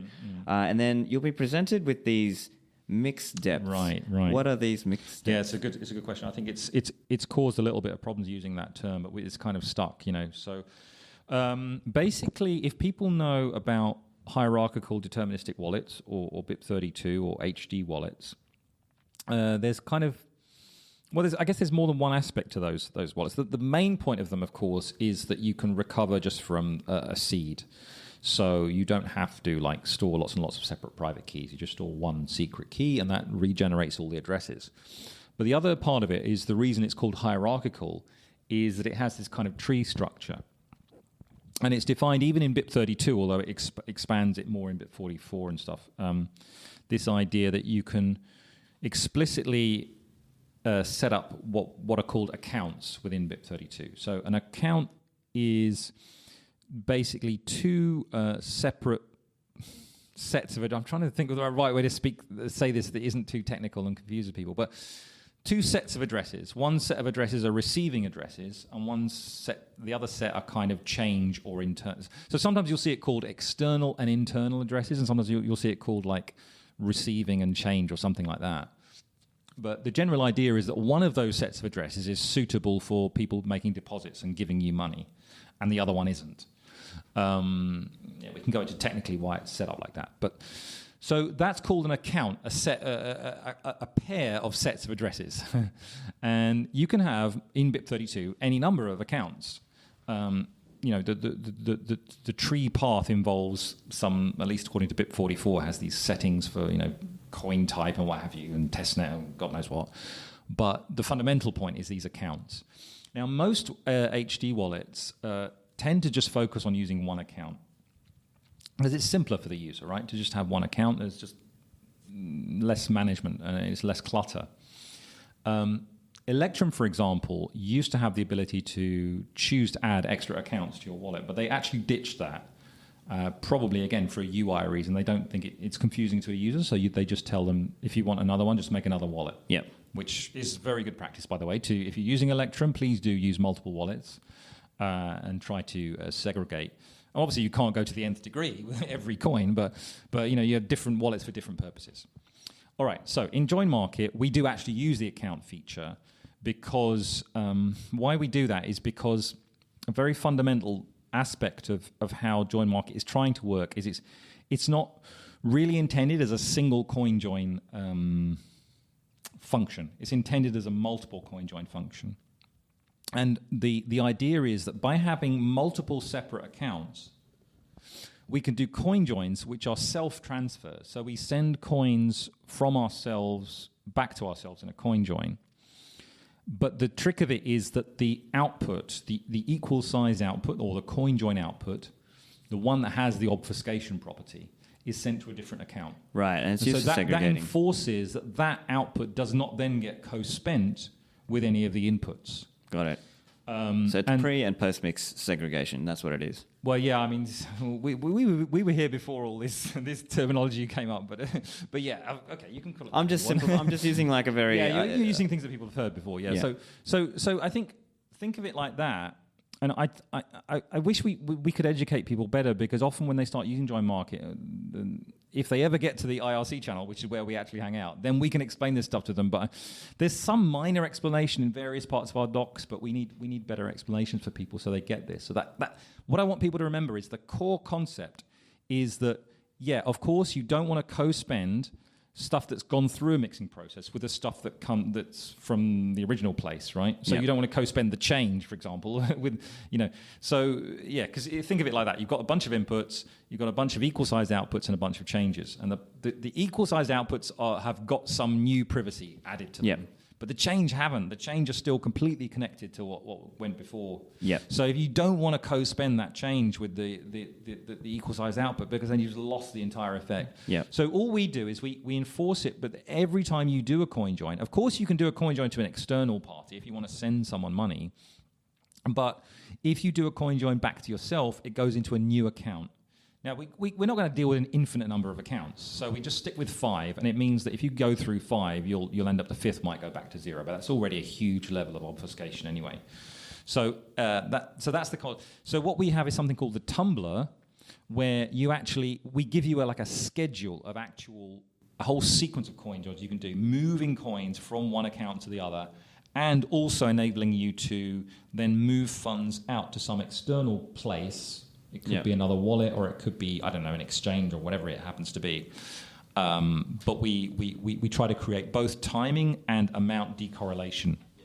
Both timing and amount decorrelation effects by using the schedule of coin joins instead of just like 1 or 2. Gotcha. And so you can set up a schedule and it will then run through a number of joins before hitting your destination. So it might do in multiple steps, crucially. Right. Because we don't want the whole amount to all go out at once, because then the input is amount correlated to the output. Right. It's tied back, right? And so you could, so for example, could you say, 0.4 Bitcoin and you wanted to spend 0.1 to somebody else and then 0.3 back to yourself? Yeah. So what you would do there is you would have, most likely what would happen there is you'd have your target address for the 1.1, and then you would create, or not create, but you would find, let's say you have some other wallet, maybe a cold storage wallet, you would take 2 or 3 addresses from that, not just one, because we tend to want at least as many destination addresses, if I get this right, about as many destination addresses as we have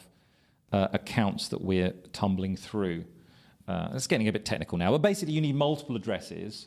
So if you're just sending it to your cold wallet, let's say, cold storage, just take 3 or 4 of them or whatever, and then, Gotcha. Okay, and now there's also a yield generator, and this is probably a good one to talk about if you are willing to leave a machine on at home. Obviously, be wary, it's a hot wallet, but you can generate some yield. Do you want to just tell us a little bit about that? Yeah, so the idea is that's the maker side. So we our terminology is a bit mixed up sometimes, but the maker side of JoinMarket would involve, as you correctly point out, running a hot wallet over some long period. I mean, there's no point running it for 10 minutes. Okay, you're generally not going to get coin joins, more than once every hour or something, even when it's busy. So usually a couple in a day is normal. So we're talking about long periods anyway. And so by doing that, let's remember, you don't get some of the advantage. You don't get the specific amount advantage, but if you're running it for a long time, that's probably fine with you. Okay. You don't get the perfect privacy advantage in each individual CoinJoin where you know that nobody else knows your linkage, because actually the taker does know your linkage. But I think in practice, this is not very much of a concern. Again, it comes back to that. Continually tumble. Yeah, because it comes back to that whole thing of like, do you want absolute perfection, or are you just going to be opportunistic? Like over time, let's say you leave it on for a month, and let's say you do 100 CoinJoins or whatever. I mean, are they all the same person? It's not very likely, right? Yeah, so it's likely to just tumble through, and it'll be different people, and yeah. And so what happens over time in that model is that every time you do such a transaction, you're going to receive a fee according to a kind of algorithm that you've chosen. We offer basically you can do a relative or an absolute fee. So it can be an absolute number of satoshis, or it can be a percentage of the amount of the CoinJoin. But generally speaking, what happened over the years that the JoinMarket was running is that it tended to fall to very low levels. So, if you're looking for like returns, you come to the wrong place. I mean, I know the Lightning, already the people sometimes get annoyed. Oh, I can't make, I can't 1 Satoshi. But here, hundreds or thousands of Satoshis is normal in a CoinJoin, but the only sort of caveat I'd say is that it does strongly depend on the amount that you're willing to offer. Because the people willing to offer much larger amounts are able to, let's say, offer a relative fee on that amount. And so they're able to get involved in much larger CoinJoins and actually make, at least it's still very small percentage-wise, but it's more money. Whereas if you're just going to offer like a tiny amount, you're just going to get a few cents here and there. I mean, it's fine. There's nothing wrong with it, but I think it's fun, when you see it and you think, oh, I've got to... I made 800 sats today or whatever.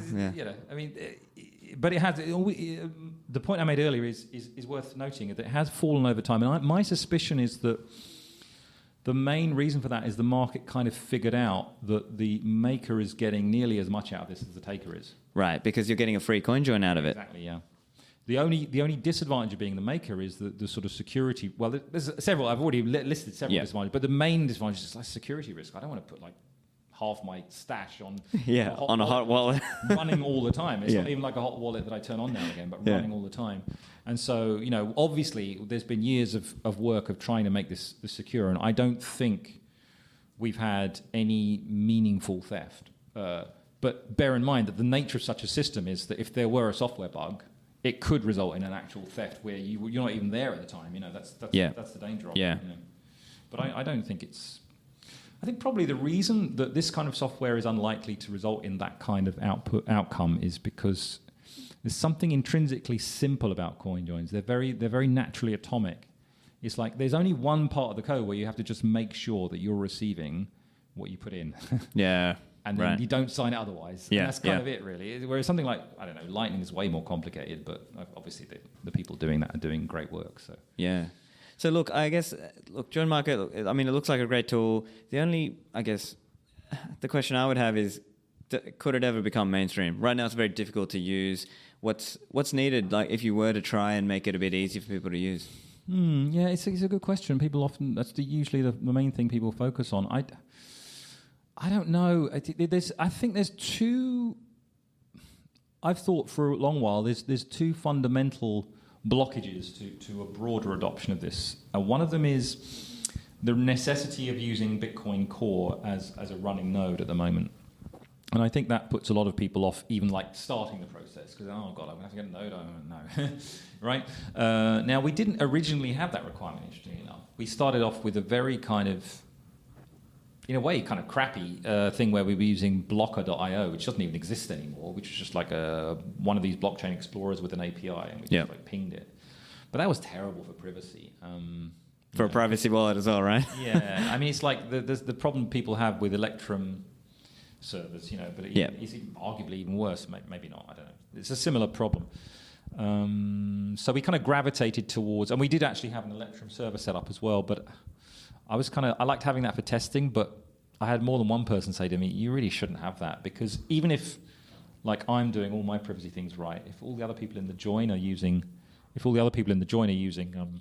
something like that, it's kind of screwing everything up. So I hope we will get kind of bit 157 client-side filtering kind of thing set up at some point, but that's actually something we maybe should start looking into now, because I think that would be a nice additional feature. Right, to make it easier. So just for the listeners who are unaware, BIP 157, it relates to the compact block filters. If you're familiar with the Lightning Labs suite of products, that's called Neutrino in their model. Neutrino, and basically it's like again, there's been some debate on this, but essentially people use it in Lightning to not have a full node and get some additional privacy, so to speak. But just note, it's controversial in some ways. Compared to the old method, which was called bloom filtering, which is not as good in terms of privacy, but has the same kind of effect where you don't necessarily have to have a full node you don't have to have a full node to use it. So that's one thing that stops usage a little bit. I think that caused some problems. The other one is I've forgotten what the other one is now. Like a mobile app? I was thinking that just the fact that because let's say the install process is really easy. Now, I'm not claiming it is. I mean, let's say you're using Linux or Mac because it's kind of a bit fiddly on Windows. Even so, when you get into JoinMarket, you're faced with this kind of slightly confusing, to say the least, set of stuff. And we've just gone through a lot of those bits and pieces, like the mixed depths, like what's the difference between a single coin join and a tumble. Then there's the confusion about, like, it's not confusion, but it's just a bit obscure, like the fact that you need to fund the wallet and wait multiple blocks and with multiple addresses in order to actually use the taker side because of this anti-Sybil feature we were discussing earlier. That's the kind of thing an ordinary user is not going to think of. They're just going to, I'm going to fund the wallet. You've got to be a motivated user. And then all the decisions you have to think about, like, what exactly constitutes good? Because in a way, it comes back to the beginning of the conversation about consumerist mindset, right. Which is that what people want is they want some central party to do all the hard graft for them. And I totally get that. What they don't want to be is just left in this sea of incredibly complicated ideas. And I've got lots of buttons I can press, but I don't know which one I should press. And the order and the timing and the and they've got to think about a lot of things. But if you can make it a little bit more, and I totally get that. And it also, of course, can be frustrating that sometimes things don't work because the nature of our system is that we have a bunch of untrusted entities talking to each other. So we do have entities that either because of a software bug or because their network's flaky because they're all using Tor, or because they're actually malicious, they don't complete the protocol. So there's a lot of stuff in the background of JoinMarket software which is trying to deal with that. It's like when something goes wrong, it makes a tweak. It tweaks several different parameters and it tries again. Yeah. Also, it takes time. It's not convenient. Like if I just want to do a coin join, I sometimes do this to make retail payments. I'll just use JoinMarket because why not? Right. But I have to sit there and wait 30 seconds to a minute before everyone's, because you go into this kind of messaging pit on the IRC and you just have to ask everyone if they're available, and you have to wait for them to actually give you a response. And so the whole thing ends up taking at least a minute. It's not like an ordinary just click a button and the payment goes through. Yeah. So there's lots of little. It's just fiddly. It just is. I right. mean, and here's the rub though, or here's the thing. If you want Bitcoin to have more privacy, you want more people to use CoinJoin tools. Now, some people might say, some of the samurai guys are like, I wish Bitcoin never becomes mainstream, right? But theoretically, if you want people to have some level of privacy, you want a reasonable number of people using CoinJoins and PayJoins and so on. But the anonymity set possible, if we stay only with hardcore people, it's much smaller, wouldn't you say? Yeah, I agree. I mean, that's why I think this fits. This fits with the more sort of hardcore people, I think. That's what it ends up being, is people maybe coin joining larger amounts and people who've been around in the space a long time and people who know their way around Command Linux line servers. Yeah. It just is. Can you make a version of this, or a different version of this that is much more feasible for... I've never really come to a firm decision about that question. People are always asking about that. That's one of the most commonly discussed points. Is how can we make the GUI easy to use? And I always feel like you're aiming at too superficial of a level, because even if you make it really slick, one click this, one click, it's intrinsically quite a sophisticated tool. Is my opinion. Yeah. But it is a very difficult question that people are constantly arguing about.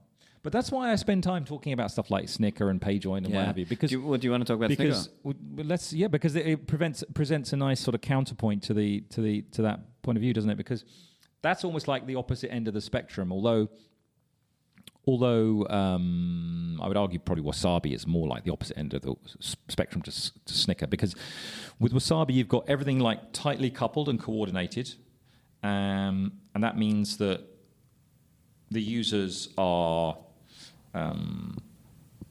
So what am I trying to say? It's so with SNICKER, it's very much opportunistic, peer-to-peer, anytime, anything can happen. Yeah. So would you mind just giving an overview, like just a high level? So just for the listeners, I've done some reading, but just for the listeners, can you give a high level? What is SNICKER? What is SNICKER, right?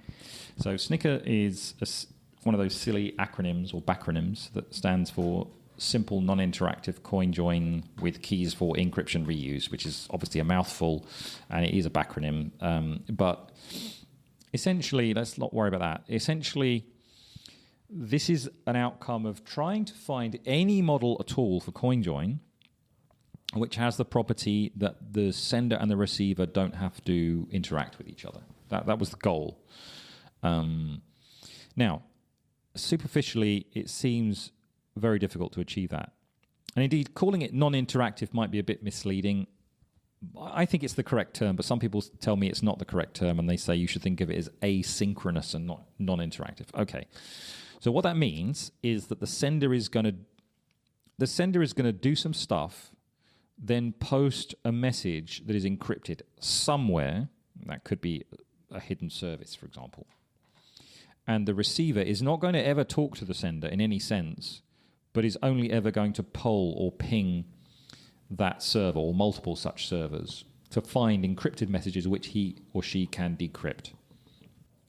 And by some magic or other, it is the case that if the receiver succeeds in decrypting that message from that server that they've pinged, what they find is a transaction. Well, if what they find is a transaction that uses one of their coins as input, but also uses somebody else's coins, and that other person has already half signed the transaction, they've signed their part, and the outputs are agreeable to the receiver, they can see that they get their coins back, and maybe they even get a little sweetener, 100 sats, whatever.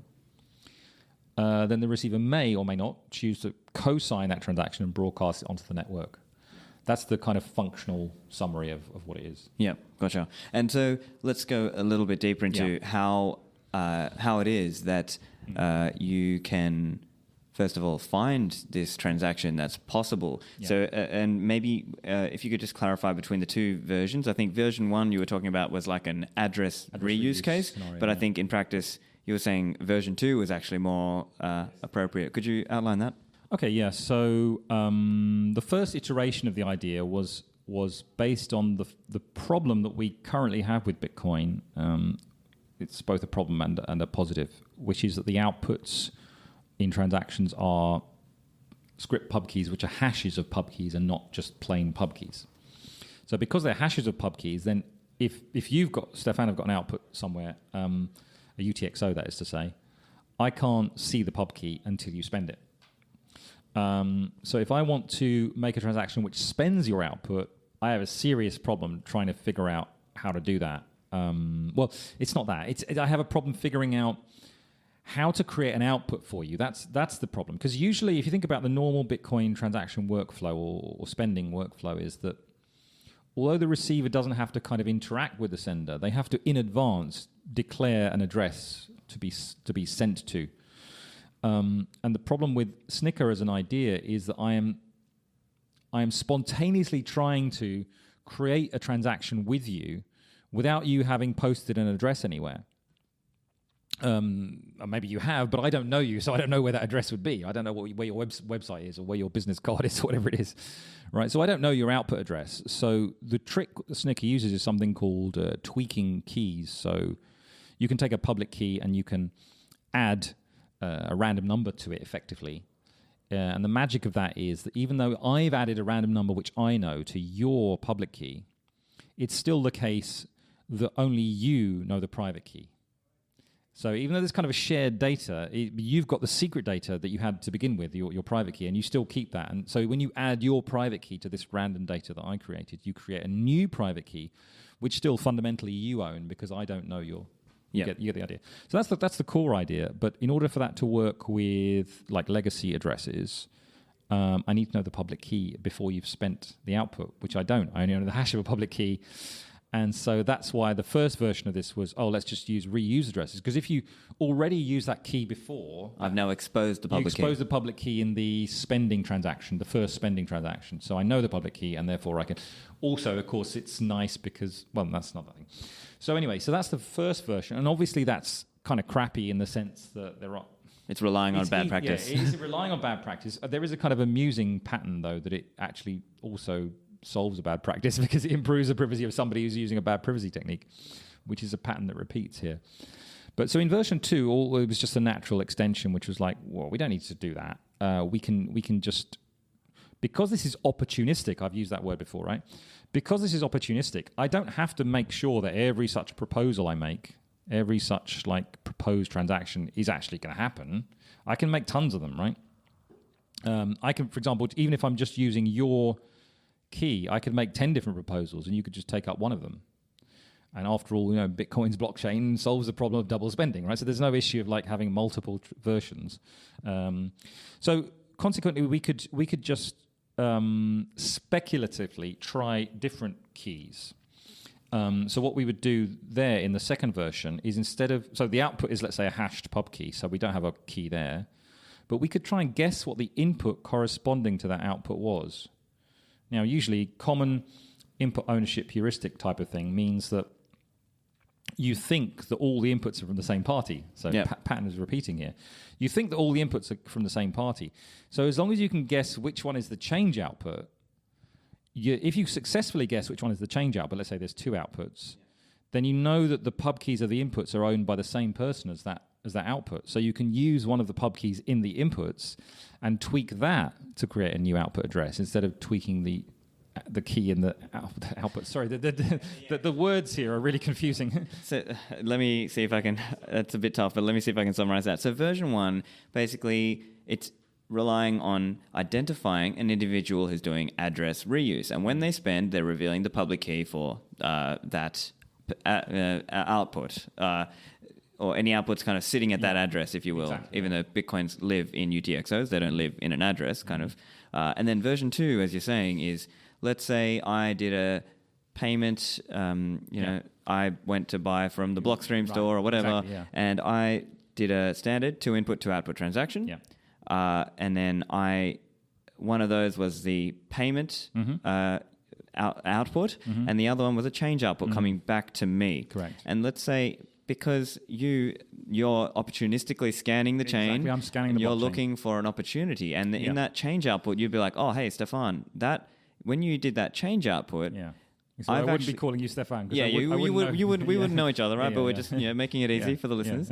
And so let's say you would be like, oh, hey, this guy, his change output, I have a key that can I have an opportunity to create a transaction and send that in some blind kind of way to a server or an email or something, the server, let's say, and you are able to spend what was my change output to your address, and you can in return offer one of your UTXOs to me without me knowing, kind of. And am I getting that right so far? Just the last couple of sentences, it seems to be getting a bit confused. So you got the change output, and I've guessed that that's the change output. Then I look at in your case, there were 2 inputs, right? Yeah. And I can choose either one of those inputs because I'm assuming it's both you or both the same person. And I can look at the public key in that spending, in the witness, the public key is there. So I can take that public key and use that instead of using the pub key in the change output, which I can't see because it's behind a hash. Sorry, you're right. It's from my inputs. Gotcha. Yep. So once I've got that public key, I can do 2 things with it. The first thing is I can add a random value and tweak it to create a new output address for you, as I was explaining just a moment ago. That will still belong to you, even though I've added a random value to it. So I can construct a transaction that pays you the appropriate amount and uses that change output as an input, and right, that will be one of the inputs, and the other, the proposed transaction I'm creating consists of spending that change output and spending one of my UTXOs, and the outputs of that proposed transaction, one of them is the newly tweaked output for you that I've created for you, and the second output, or there'll be three actually, but the other outputs will be for me, will be my outputs, and that'll be a CoinJoin, that'll be a SNICKER CoinJoin. So I wanted to say something, I've forgotten what it was. So the inputs, yeah. And in terms of like, yeah, and then in terms of your wallet, quote unquote, knowing it can do this, how would it do that? And how would it kind of access this info? Right. So I just remember what I wanted to say also was that the same public key that we've just like elaborately tried to figure out is the one that I would use to encrypt this transaction proposal and put it on some... There's actually some discussion about whether encryption is either necessary or even a good thing here, but it's certainly possible to do it this way, and that's how it's proposed, is I take that public key and I do an encryption so that when it gets put on some bulletin board, nobody can read it and figure out who's proposing what to who, in theory. Yeah. Okay, and then you're gonna try and decrypt various different blobs, and you're going to find the ones that actually successfully decrypt. And what you'll see inside there is that proposal, and you'll be able to co-sign. Obviously, I've included my half signature on the transaction for you. Right, and so again, so this is a lot of technical detail, but obviously in practice for the user, it's just going to happen in the background, right? Like your wallet will just in the same way this point, this point is very important. So we are getting lost in the weeds because it is kind of technical, but although I have to say, although it's very technical, the actual like primitive elements of it are really simple compared to a lot of other things. Now. The practicality. So when I first wrote the blog post about this back ages and ages ago, I decided it would be a really good idea to start the first half of it with like a scenario, and I called it like Alisa in Moscow and Bob in New York. And the reason I did that is because I was trying to really hammer home that the reason I think this is interesting is because if you're the receiver, you don't have to be... I personally don't think you have to be a techie, and I think your wallet developer who made your, let's say, mobile wallet doesn't have to do that much work, arguably. To implement. Yeah, to implement this kind of protocol. And so the user experience, so in that blog post, it was Bob in Moscow. He's not technical, right? And he's not even in the same time zone as Alisa. And he just switches on his phone. He doesn't even have his wallet on all the time. He just has obviously it can be in the background, but... Let's say he just switches his wallet on for half an hour every day or whatever. And even that's enough for this kind of thing to work, where he could just toggle a switch that says, if anyone makes a proposed SNICKER CoinJoin to me, as long as it doesn't like lose any of my money, as long as I'm net positive or zero, I'll accept it. Because there's no risk in that, right? So in theory, it wouldn't need to involve any user interaction. That's what I was hoping for, okay? Now... Do you see now why I was saying earlier this is kind of like the opposite end of the spectrum to something like JoinMarket or even Wasabi, because in both in the user experience and it's just very opportunistic and very like it's not interactive. It's not, you don't have to sit there, turn something on, wait, and what have you. Yeah. From the receiver side, but from the sender side, I think it could still be quite a technical thing because it depends how it's set up, but you might have to like scan the blockchain with some sophisticated tools to find. And I forgot to mention in our version 2 example, the change output. Don't forget, you don't even have to be smart enough to know which one is the change output because usually there's only two. You could just make two proposals. One of them's going to be right, one of them's going to be wrong. Right, and I think there's one other benefit that's worth calling out here, which is that it also helps break the common input heuristic because it is specifically like taking what was meant to be only, my inputs, and now it's like your wallet is able to spend that. So kind of, to an outside observer, does that kind of... Well, I just want to put a caveat again, because this is one of those non-steganographic things, because at least as designed, as written down, it's like a two-party equal-sized output CoinJoin. So, I mean, just the fact of having two equal-sized outputs is kind of giving it away as... I mean, arguably, we could have different designs. There's various things we could do, but I think that the basic primitive idea is already interesting on its own. It's just like, okay, it's just an ordinary two-party CoinJoin. It doesn't have chain efficiency. Like if there were hundreds of thousands of these, that would blow the chain, right? But Yeah. on the other hand, what I like the heterogeneity, and also in theory you could do payments with it as well. Although this is kind of like pie in the sky really at the moment. Yeah, that's a bit too far out there. Yeah, but because you could make lots of proposals, and if you sweeten it with enough sats, then there might be lots of people motivated to actually get your payment to go through in actually a reasonably fast time. Yeah. So in theory, it could be done as a payment, but I mean, yeah, pie in the sky. Yeah. Well, I guess, I mean, look, Lightning, that's one aspect. Have you done a lot of thinking about Lightning and privacy there? And, I mean, there's different concepts around the privacy available for that. I'm certainly not somebody who's gone into all that. I know there's been some significant academic research into the whole area of like Lightning, the network level privacy. But I've done a certain amount of study of some of the most important like core elements of Lightning, like how the HTLCs work and stuff like that. But so I've thought about it, but I'm certainly not the expert in like the various weaknesses and how people are plugging them. Yeah, sure. And look, I guess the thing is, even after a bunch of these, even after people using like CoinJoins and so on, there's still that factor of fingerprinting, right? So you still have to think about how to avoid that, like the nlock time and the RBF signaling and so on. Yeah. But I guess these are the steps, and you sort of have to Somebody was talking about that the other day. I think it was yesterday. I think it's a really important point that as we develop into more sophisticated contract relationships especially within Taproot, we've got to think about how we address this fingerprinting concern. Because at one level, when you have cooperation in contracts, you just have multi-sig, usually 2 of 2, or it could be N of N as well. But in any case, we've kind of addressed all that, and hopefully we can get everyone. But like we were saying earlier in this discussion, it's going to be really hard to get all the wallets using not fingerprinting themselves because they have special features, and it's kind of. I mean, I think there is a certain gravitational force that's pulling people towards using the same values where they can, but there might be cases where they're not able to. Yeah. All right. Well, I guess if you've got any other things around where you see like what are the hopes for Bitcoin privacy going forward? I mean, it's a very big topic. I